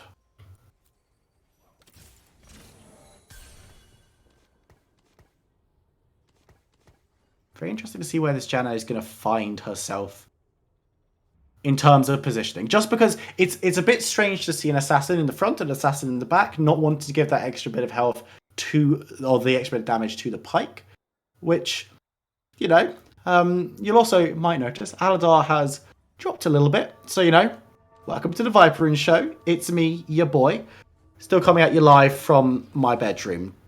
On to the next round, Stealth Aladar will be coming up against Jess. Debut on this top level on the stream, is down in bottom right now, but has a pretty interesting composition of her own, has her own Galio diving on through to the backline as well, and actually could look to pick up a win here, but those shields from Janna, very, very rough. You see Jess buying up the board, buying up the shot before she goes down, and it will be another win for Stealth Aladar, picking up 2 in a row. And of course, there's only been 1 loss so far for Stealth Aladar in this game, and you've got to keep your eyes on Hermit. He's the one that matters in terms of the championship as a whole, just for that top spot. These are the only 2 players that can win it, and whoever finishes higher, due to them being tied up right now, will take the crown. And as things stand, 94 health on Stealth Aladar, 60 on Hermit. Definitely more likely to see our prospective player pick up the win from where they both sit. Just going to be taking out these wolves real quick. Everyone decimating through, and a lot of items being thrown down onto the bench. Stealth Aladar definitely been given a breadth of options, but it's yet to be seen where they will be going at the moment. Indeed, and sorry about my temporary absence. Oh, hello, you're back. Decided to take a little bit of a holiday, but I have not, and I am back. And looks like Stealth Aladar has just continued in winning ways while I was departed. Absolutely was just that. Took a good win over Jess, and picked up a win over the Wolves as well. So, a couple of big W's there. Yeah, definitely. Very big W's. I'm still interested in that Tryndamere on Stealth Aladar's bench right now. I think that is actually the late game idea for Stealth Aladar. You have got the potential to get a rapid fire cannon, which is an item that generally you'd like to see on Tryndamere's. Potentially also, if one more bow can be located, it could also be a Runans, which also works well on that particular champion. But for now, Talon seems to be doing the job well enough up against Wasteful TFT, who's got a pretty big Diana there, but not big enough to survive the onslaught of all those units from Stealth Aladar. Yeah, if you can take out a few more units, then maybe Diana can weather the storm and take down the last couple, but won't be able to solo kill 7 units coming through from Stealth Aladar. But you can see Hermit down on 46 health is having a really torrid time, but the way that Stealth Aladar's playing, not just playing to beat him, but playing to win the lobby, it's going to be a big tricky one in order to come back into this championship, especially after a poor performance in that last game. The beginning of the day, we said Hermit picking up the first win of the evening was in such a dominant position, but it's all crumbled away now. And it's really not looking good because Hermit's playing a Tristana carry composition. This is a composition that you want to do well in an early game. Any sort of time where you build up a 1-cost unit as your hyper carry and you roll around looking to get to that unit to the 3-star point, you need to have a good early game for it to really work out in the long run. It is enough right now, having just hit that golden Tristana, it is enough of a power spike to take down Stealth Aladar for the time being, but Hermit only just got to level 6, has 1 tick of economy there, 10 gold and 19 gold maximum in the pocket for someone who only just hit level 6. Hermit is in a really, really rough spot, needed a great early game with this composition and did not find it. So that's the question of, can Hermit find a really good late game with this composition, or will it have to be a twist pivot to try and get to something that works a little bit later? But for Stealth Aladar, 1 loss isn't going to perturb him too much, is sticking with what he's got, and we'll be hoping that the health lead that he has over his 7 opponents, but realistically laser visioned on that 1 down in 6th, will be enough to carry the championship. Indeed, and it would have been extra nice for Stealth Aladar to take down Hermit in that fight, the first fight after Hermit reached that power spike, but obviously it wasn't to be in the end. Talon did a stellar attempt, at least, at taking down the Tristana, but couldn't quite manage it. Up against Helix now, who seems to have a pretty big Sejuani sitting in the middle of things. They're going to be doing a fair amount of damage and providing a lot of CC as well. I think that's going to be enough for Helix to win out in this one. The Janna's doing their work on the backside, but yeah, I think Helix will still win out in this. A lot of shields going down onto Talon, who will be able to stand back up, of course, with that Guardian Angel, and a lot of shields going onto him. Managing to take out the Vlad will be taken down eventually, and the W does go over to Helix. Good analysis, good prediction there from Aladar, but it took a lot longer than we maybe expected. Moving on to the carousel, Stefanador still in that top spot, but looking much less safe there than they did before, and Hermit hasn't lost since picking up that 3-star Tristana. Is going to look to make up some ground. Indeed, that is exactly what the idea is, and definitely needs to make up that ground as well. It's going to be very, very important. Stelfalador, what are we looking for here? We could potentially get another bow, but the cloaks have both been reinvested into a Dragon's Claw. It is going to be another bow picked up here for Stelfalador. So we got plenty of those at this stage. It could just be a rapid fire cannon straight on to the Talon. You can just slam that at this point. He's really wanted to keep that Tryndamere on the bench. Those two Tryndamere, that pair has been there for a very long time. Stelfalador not willing to sell them off to get the item into play. Does level up to 8, sacrifices a lot of economy to do so, despite being at very high health. So really wants to keep winning it. I mean, is this also a case potentially of holding the Tryndameres on bench to deny them from his opponents, knowing that this kind of composition, Tryndamere likes to be in the Slayers, the Warlord comp we saw from Zhao as well last game was pretty pivotal for the Tryndamere. Is it just a denial tactic, do you reckon? There might well be an element of that, actually. That is a very good point. I'm not sure, really, because really all Stelfalador wants to do is deny from Hermit in this game. It doesn't really matter how well anyone else does. And Hermit isn't really looking to build a Tryndamere composition at the moment. Although, if Hermit does feel the need to pivot after losing in that last game as well, and losing pretty heavily there, Hermit, that is not good. Needs to be strong right now. And if that composition isn't strong now, it's not going to get any stronger here on out. So we might need to see a pivot from Hermit. And if you are pivoting, going into that sort of Slayer's direction that does involve a Tryndamere tends to be one of the most common pivots because it's got a solid core of the composition, but you can just add in 5 costs here, there, and everywhere. It doesn't really have to be that cohesive. You can make it work with a lot of different units. So it's an easy thing to pivot to. And if you deny those Tryndameres, it makes it quite a lot harder.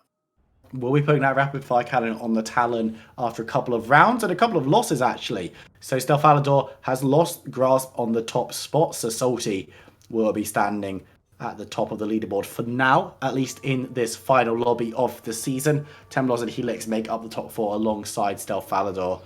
But it is Hermit down in 6th that we're keeping our eyes peeled on. Now going up against Zhao, who is low down on the table, but this is by no means a mark of a player not doing so well, especially when it's Zhao, who we know can come back from far, far worse injuries. But with the composition that's been built, it looks like it's another one of those mage comps, and with the set dunking down onto Talon, Stelfalador could be in deep trouble because Hermit needs to pick up a few wins, but if Stelfalador keeps picking up losses, things could get a little bit tighter. Well, the good news for Stelfalador is that Hermit's still picking up losses as well. A narrower loss, but Hermit has lost an extra 5 HP off the back of that one. Is still sinking down the order. Jess is down there at 11. Jalu, again, very, very low HP. We've got an Olaf coming through here. That is interesting, because Rapid Fire Cannon generally works very well on Olaf. We could see the Talons sold off here, and we could be going in a more Slayery direction. I think that is probably what is going to happen. There we go. Talon is gone. No more in the team composition. Now we're looking for a new Chosen in the coming rounds as well for Stelfalador. And of course, the perfect time to pivot is when you're going into a minion round, because it gives you an extra round, an uncontested round, where you can think about what you want to do and roll for more champions. And you get to see what items are going to be falling out of those birds as well. Just going to be a needlessly large rod this time around. But there's the Aatrox. Every late game composition needs one. And we'll be putting the items onto the Tryndamere before leveling him up to make sure that everything is there rather than just a random recurve bow. So again, very, very nice. And has a couple more of the Berserkers. Chosen Vanguard for the Sejuani is also going to be the play to give a very strong front line. Yeah, that should be strong enough to win a few more rounds, at least with that. Tryndamere going to be absolutely pumping out the damage on the side there, with the Sejuani doing great work at the front. And we are going to see Duelist slammed onto the Olaf. Olaf's going to be a bit of a tank in and of himself, but able to pump out more damage as well with that Duelist buff. Up against Wasteful right now, and this is going to be a victory. 3 lockets of the Iron Solari on to the Diana. Have been doing work in the early stages. Diana still living off of those shields right now, but it's only a matter of time with Tryndamere still working on it. Actually, it's getting pretty close, but no, it's still going to be a win for Stelfalador. Yeah, with the Zillion and the Janna providing shields and respawns where needed, it was only going to have one winner in the end. Zhao down on 2 health, Jess down on 4, Hermit on 28. To keep your eyes peeled there, Stefano picking up a well-earned win. Every fight counts at this stage. It's all about health bars and who can keep theirs full the longest. So Salty in a very, very hot streak at the top of the table. But as you say, Samira has been found. And when you're playing Slayers, such a crucial piece. Yeah, not going in quite yet. The items aren't really quite right, and your current Slayers are still looking good. You've got that Tryndamere doing a lot of work. You've got that Olaf who has the duelist bonus, and of course you have that 2-star Pike, and we've already covered exactly why Pike can be a very valuable unit. But nevertheless, Samira should make her way into the composition sooner rather than later. And Hermit actually, once again, giving some problems to Stelfalador. You can see the Tristana getting just whirled on and taken out. Hermit giving a big L on the turnaround and will be going low. 13, definitely in the red zone. Jess in the reddest of zones going out at 8th. Not the debut that they'd maybe wanted on stream, but it is the top lobby. It is very, very difficult to get a result up here.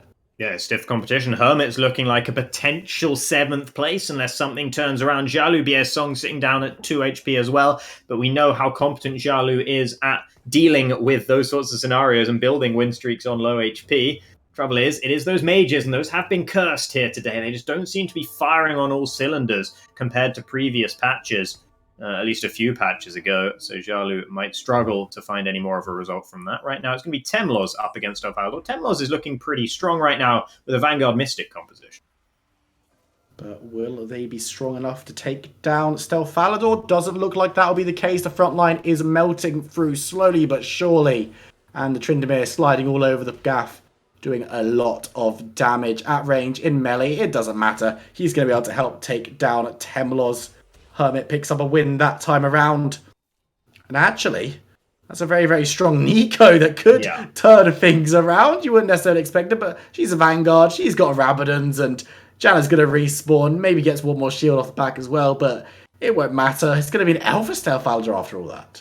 Yeah, that Nico has a huge amount of resistances. Don't be fooled by the Death Cap and the Gunblade. That Vanguard's Curious is doing a lot of work, especially in a Vanguard Mystic composition. There's huge amounts of both armor and magic resist that are going to be sitting on that Nico. So it presents you with an ideal sort of scenario, that composition, where you've got a huge amount of damage coming out because of the nature of the champion, the spell, and also because of the items. But then you also got a huge amount of natural resistances as well. Stelfalador actually taking that Vanguard's spatula item away from Temlos there. They both want it very much, but it's going to be Stelfalador who gets it, which is nice. Of course, and going to be able to throw it down onto the Olaf potentially, or do you want to see someone else picking that one up? I suppose it would be the Olaf that I would expect to see picking that one up here. We might potentially see Stelfalador leaving that Olaf without an item and hoping for a better item from, or without that third item rather, and hoping for a better item from the Nexus minion, which is coming up relatively soon. Not under a huge amount of pressure, does have HP to play with, so doesn't need to slam that item onto anyone quite yet. Loaded dice on the Nidalee. That was in search of Samira's, I believe, looking for sharpshooters, but couldn't find any on that one, so unfortunate there. Maybe also Tryndamere's from the Warlord as well, so that was why the loaded dice was used on the Nidalee, because that might have looked a bit weird.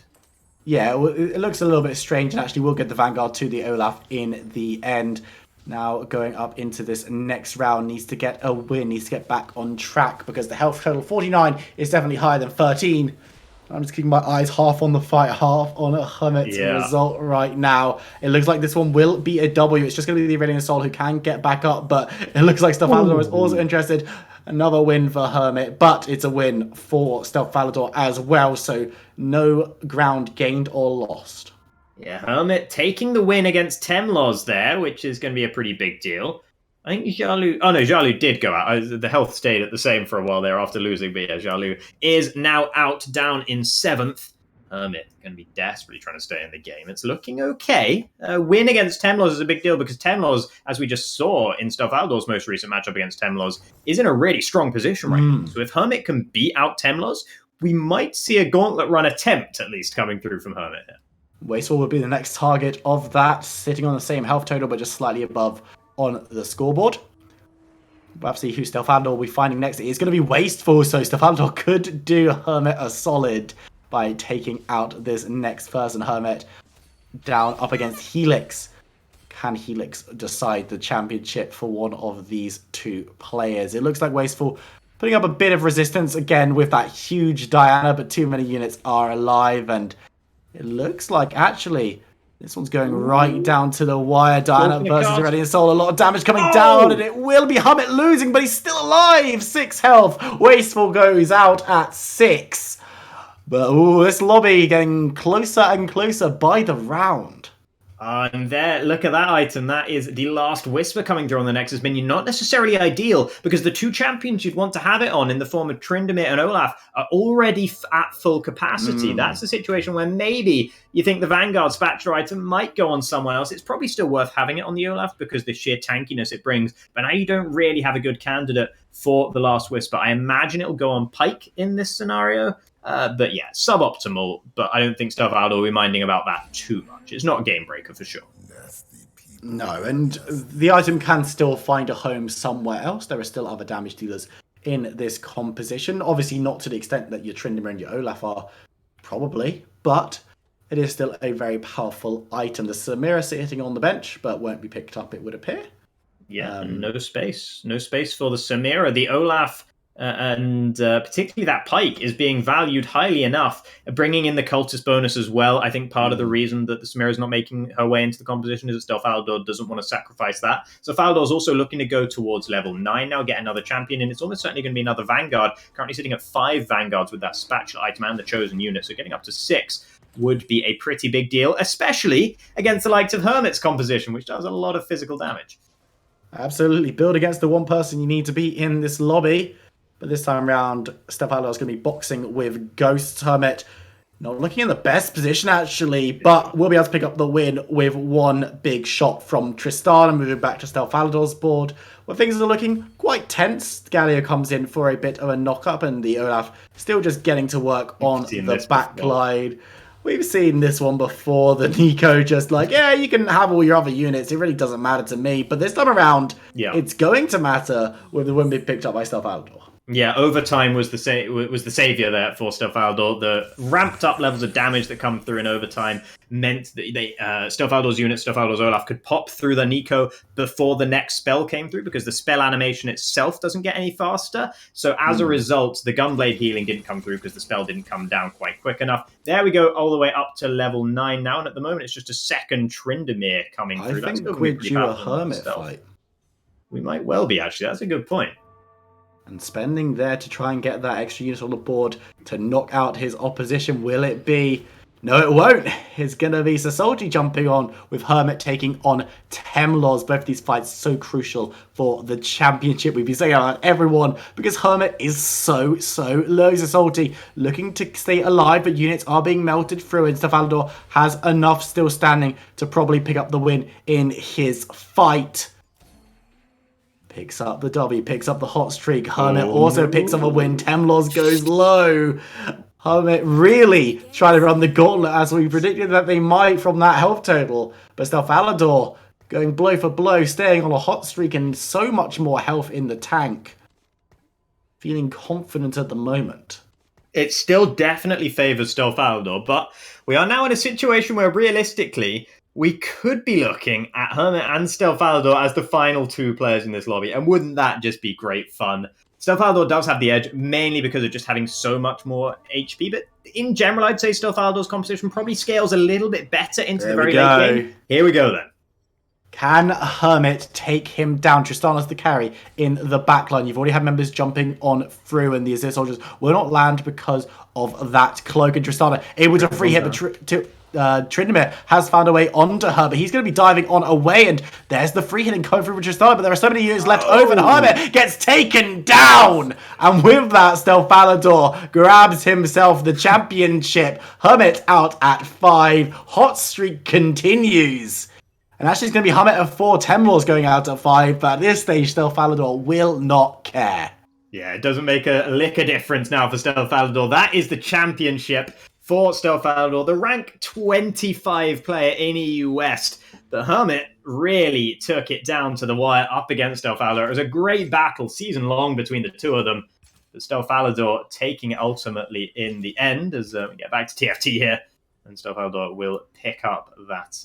They're going to be picking up a quick silver there.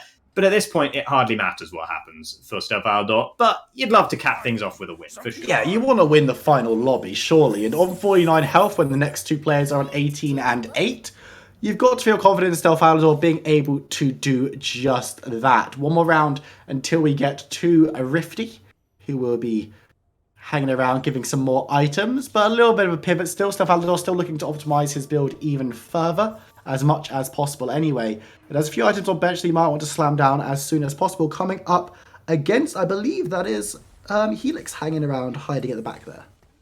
Yeah, so Stelfalador selling off that Janna so as to be able to repurpose the Last Whisper in particular onto the second Tryndamere, I think is where it ultimately ended up. The Last Whisper really wasn't doing very much on the Janna, so getting rid of that and getting the Last Whisper onto a much more useful champion is definitely a boon.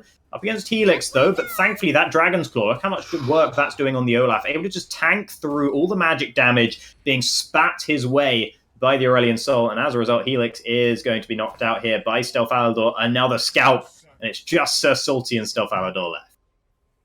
And between these two, we know how scary Sir Salty's board is. We've seen it a few times already. You got the Kale in there as well, which is always a very, very strong unit to have the items on. But Stelfalador has so much more health, so many more opportunities. If you do lose out a round, you can still decide, oh, how did I lose that one? Is there an opportunity? And on 18 health, Sir Salty might be able to take one hit, but it will be close.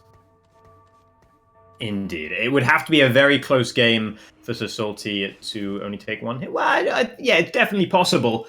But here we go then into what might be the final fight of this split of Neil TFT. Aatrox pulling them in. Sir Salty, it starts off well. It has started off very well for Sir Salty, and you can see the Xayah in the backline has a decent number of items on her side, but does get stunned up. There are still units hanging around for Sir Salty in the midst of the fight, but the Olaf will be killed by the pullback, and it will just be the Tryndamere left, but it's not going to matter. Stelfalador loses. We're going to see the Rivtail. What item is it going to bring? It's going to be the Titans coming through for Stelfalador. Where's that going to find a home? It's probably going to go on to that second Tryndamere. I can't really see it going anywhere else, and I think it will suit well enough. Bringing the crits through, the extra crit chance that comes through with the Last Whisper will stack up the Titans a little bit quicker. And yeah, you could see Sir Salty, the value the Aatrox brought to that fight twice, dragging all of Stelfalador's units back into that very close area where both Xayah and Kennen could hit them all with their spells. That 3-star Xayah, by the way, is going to be making a huge difference. And incidentally, that was one of the few things that was actually buffed here on patch 117. True. We do see it, and it's the spell damage on the return of the feathers, bringing them back in towards Xayah. That is what has been buffed. And that was already packing a significant punch beforehand. So, also, Salty just got 3-star Kennen. If Stelfalador wins this, I'll be very impressed.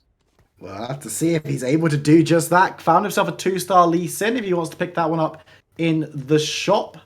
But currently he doesn't seem too convinced. Lee Sin hasn't currently found a place in the composition. So putting that at 2-star might make Stelfalador pause for thought. But either way, we'll be able to pick up the Lee Sin. Takes out the Aatrox in the end, looking just to kick off a couple of those important units as we do dive in. Again, Xayah is the one to keep your eyes on. She was the one that obliterated the entirety of the team last time around. Hanging around at the end of the board, that's a very, very careful place to be if there's a Lee Sin hanging around, but Lee Sin has got other ideas and is looking to kick someone else. Goes very, very low as well. The Olaf trying to come through, but will be ripped through when stunned. That 3-star Kennen that we saw get last round is doing so much work. Will be going down eventually, though. It's just going to be the Xayah here standing, but there's enough damage to take down one. Can Lee Sin get the kickoff? Yes, no, he can't. Xayah goes up in the air. She dodges. I've seen that in my solo queue games.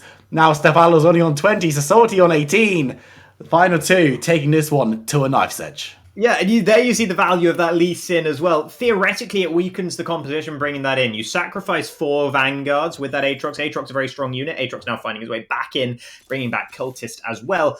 But that Lee Sin, it just has so much inherent value, just being able to delete a unit by kicking it off the board and at the very least disrupting as well. At the start of the fight, the first champion kicked was Kennen. It didn't remove Kennen from the board, but it did put Kennen in a position where that spell wasn't going to do so much. At the very end of that pre-round there, Sir Salty switched around Rakan and Kennen, ensuring that Rakan is going to be the first target of the kick. That could make a big difference. That could. Keep your eyes on the 3-star Kennen. What is going to be stunned up from Stelfalador's board? It might actually only be a couple of units, but the damage is good. Tryndamere trying to put down as much damage as possible. Won't be able to find it. But this time around, members of Stelfalador's board are feeling a lot more comfortable, a lot more healthy. The Kennen gets back up, gets the stun. What can be done here? It's going to be the kill for Xayah. There's no way of dealing with this from Stelfalador, seemingly free health.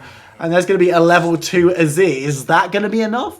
It might well be. It's been such on a knife edge there. Report Tryndamere, by the way, he spun into the feathers, which were on their way back towards Xayah. He was sitting on the opposite side of the Xayah. He wasn't going to be affected by those feathers, but spun at just the wrong moment and got taken out by them. That was as much on a knife edge as it's possible for a fight to be.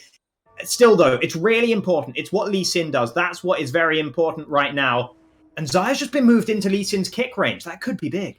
That could be the decider. Keep your eyes on those two, as that is definitely where we're going to see. But Lee Sin has suddenly dived away from her through the fight. Xayah trying to get damage down, has been stunned up, though the Aatrox is on top of her again. So many members are alive, but there's the feathers down. They're going to get the stun down on to the Aatrox, and now it's just Tryndamere. He's already gone down. There's going to be a rise from the pike as well. It's 1-on-1 once again, and this time around, it's going to be Tryndamere who wins it. And that's the Salty's on 1 health. We get another carousel. What is going on? This is some of the best team fighting I've ever seen at Teamfight Tactics. This is absolutely nuts right now. The Tryndamere went into Guardian Angel at the perfect time, and the Xayah pulled back the feathers. The Tryndamere was in Guardian Angel, so it didn't do anything, and as a result, Xayah was sitting at 0 mana when Tryndamere came back up. He was able to deal with the Kennen easily because his GA had already been popped, and then could just turn straight onto the Xayah and just absolutely start wailing on her. We're going to see maybe Spear of Shojin Lee Sin coming through here as well, so we might get a few more kicks in this fight compared to what we saw last time. The idea would definitely be for Lee Sin to kick the Xayah. Unfortunately, he went for the Azir, and I suspect that's going to happen again if things don't change. Stelfalador might try and hope that the RNG gods will favour him this time and Lee Sin will kick the right target, but Xayah's moved into a more safe location. Someone's dying after this round. That much I can promise you. There's no way we're going to be going any lower than this. Keep your eyes on the Xayah. She's hanging around. A decent kick coming on for us. Tryndamere dives into the fray. Xayah goes up. Xayah comes down. The feathers come back and damage is dealt. But this time on the sideline, she's pretty much untouched. But there are so many members diving up again. The big stump from Kennen will allow for the damage. Stelfalador falls. It's a Salty who takes the final lobby of this season. But it's going to be Stelfalador who takes the championship. And Sir Salty was the person who was so close to still being in the fight, did everything possible in that last round there, in that last game, picking up the win. But of course, it wouldn't have been enough because Stelfalador managed second with a great performance. Hermit came close, still managed top 4. The 3 contenders, the 2 real contenders, both managed top 4. But unfortunately for Hermit, Stelfalador was just that bit stronger. Just a little bit too much at the end, and we saw that it went down to a knife edge. It went down to 1 or 2 units every single fight. This is the true chess game. We talk about this game being an auto chess game, and when you're 8 people in a lobby, it's very hard to predict who you're going to be going up against. But when it's just 2, it is about sitting opposite your opponent and saying, I'm going to make these moves, how do you respond? And at pretty much every turn, Stelfalador made a move, so Salty knew exactly how to respond. Yeah, and a lot of it as well was about which direction that Lee Sin kicked. Because every time, the Lee Sin had 2 options, right? It could kick the champion ahead and to the left or the champion ahead and to the right. He kept kicking the champion ahead and to the left, and that didn't suit Stelfalador because it was always the champion ahead and to the right that he wanted to be kicked, either the Kennen or the Xayah. Instead of, it was the Aatrox and the Azir that were on the left in those last 2 fights, and they both got kicked away. And that was ultimately a significant part of what decided it. If Stelfalador's Lee Sin had been kicking the right targets, it would have made all the difference. But at the end of the day, Teamfight Tactics is going to be like that sometimes. And Lee Sin wasn't able to find the wins, find the W, but I don't think Stelfalador's going to be too upset about coming second in that final lobby with the championship on his belt. Hopefully we'll be able to speak to Stelfalador on stream, get a bit of an interview from our champion in a few moments' time. But you know, there are a lot of our people in that lobby, some interesting compositions coming on through, and this time around, we saw a couple more 3-star units, and I'm looking at that Wasteful TFT Diana. It's just annoying. that's tends to be the direction you go in if you possibly can manage it when you go for the sharpshooters. You get the Diana on the backline. Spirit works well with the sharpshooters and get up to 4 Spirit if you get the Kindred and the Yuumi in as well. And of course, that brings attack speed. What do you want with the sharpshooters? You'd love attack speed, right? And of course, they all want to be on the backline together. You can put Diana on the backline together because she'll jump through because she's an assassin anyway. And of course, that means when they're all in a row like that, you can get maximum locket value, especially if you put it on a Diana who A, can use the magic damage, the extra magic damage that you get out of those lockets, and B, you'll be able to make sure she gets to 3-star, which brings a higher level of shield from the lockets. It's all fun and games when Diana just doesn't die, but without further ado, let's bring in our champion for this season. Stelfalador, how are you doing? Hi, how's it going? I'm doing well. I'm very excited to win. But that last match was very, very stressful, not going to lie. Yeah, I can imagine it coming down to that final game. Talk us through what you were feeling going into that game. Did you know it was just between you and Hermit at that point? Yeah, I did know. I knew Sir Salty could potentially overtake one of us, but not win the entire thing. So I was a bit nervous going into it, especially since I kind of felt like I threw the second game. I had an insane board, but I only managed to place 5th because of some bad positioning in the end. So the pressure was on. I just needed to outplace Hamid just by 1 rank, basically. Exactly. And talking about tactics going into that one, were you playing to win that final lobby, or were you just playing to beat Hermit? Initially, I was just playing to beat Hamid because I did roll a lot at level 8 rather than going to level 9 as soon as possible, because I just wanted to make my board as strong as possible so that whenever I did inevitably face Hamid in one match, at the end there I could knock him out. And that was my primary goal. And then after that, yeah, trying to come first was a cherry on top, but I didn't manage to get there in the end. Yeah, no, absolutely. And also, I mean, in that game, there was a point where Hermit was down, obviously going to try and get that sort of Hyper Ultra Stana comp coming through, was down at about 40 HP with that. And of course, was that a sort of moment where you thought maybe this is sort of in your hands now, right? Because at that point, you'd expect someone going for that composition, they'd want to be at higher health at that stage, right? The Tristana came through quite late. Was that something you were sort of keeping your eye on throughout? Yeah, of course. I was always scouting his board, seeing how strong he was in comparison to me. What really helped was that someone else did contest him in Tristana, but they did get a lucky loaded dice, I think stage 2 or stage 3, which really helped because both reroll players hit Tristana free, I think. So I was sweating a bit there, but I managed to get a hold of some Trindamirs early and that Talon to kind of carry me through the mid game, and then from there, it seemed to be pretty straightforward, yeah. Yeah, absolutely. And going into that final round, when it was just you and Sasolti left, when you had such a good health lead, what was your thought process like with that, where you maybe lost the first couple of engagements? Were you worried at that point, or were you just very focused on trying to win the lobby? I was sweating so hard for those final few fights, like cheesing the Lee Sin at the last second, trying to get kick out of the cannon or the Zaya. I messed up on 1 round, but 2 of the rounds, my Lee Sin trolled and inted me.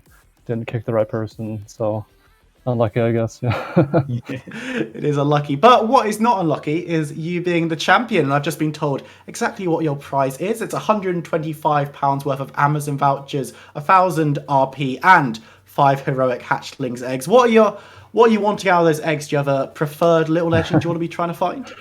I mean, I'm always rocking the precious panda chunk right now, but I can definitely see myself getting a few more of those, hopefully with 10 eggs. Yeah.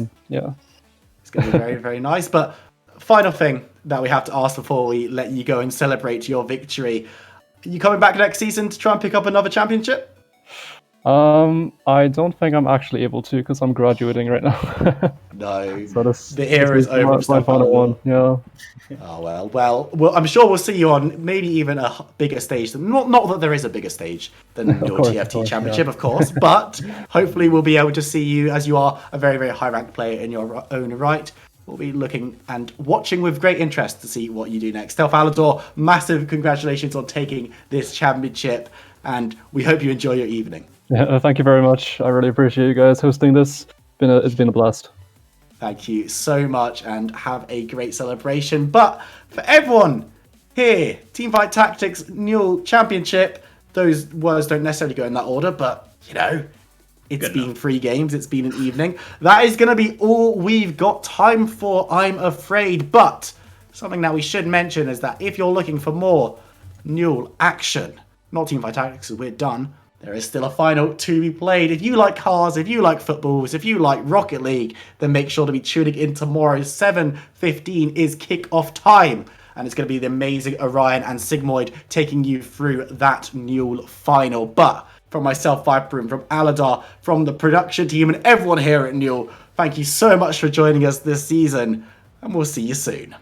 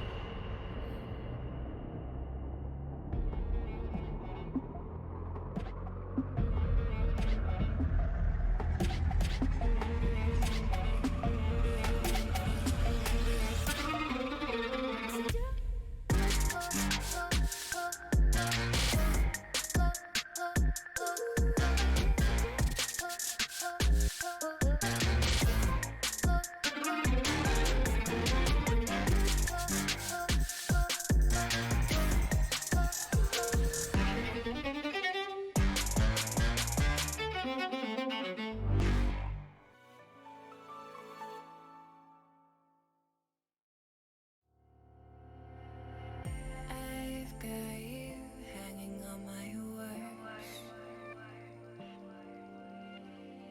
Taste so sweet even when they hurt.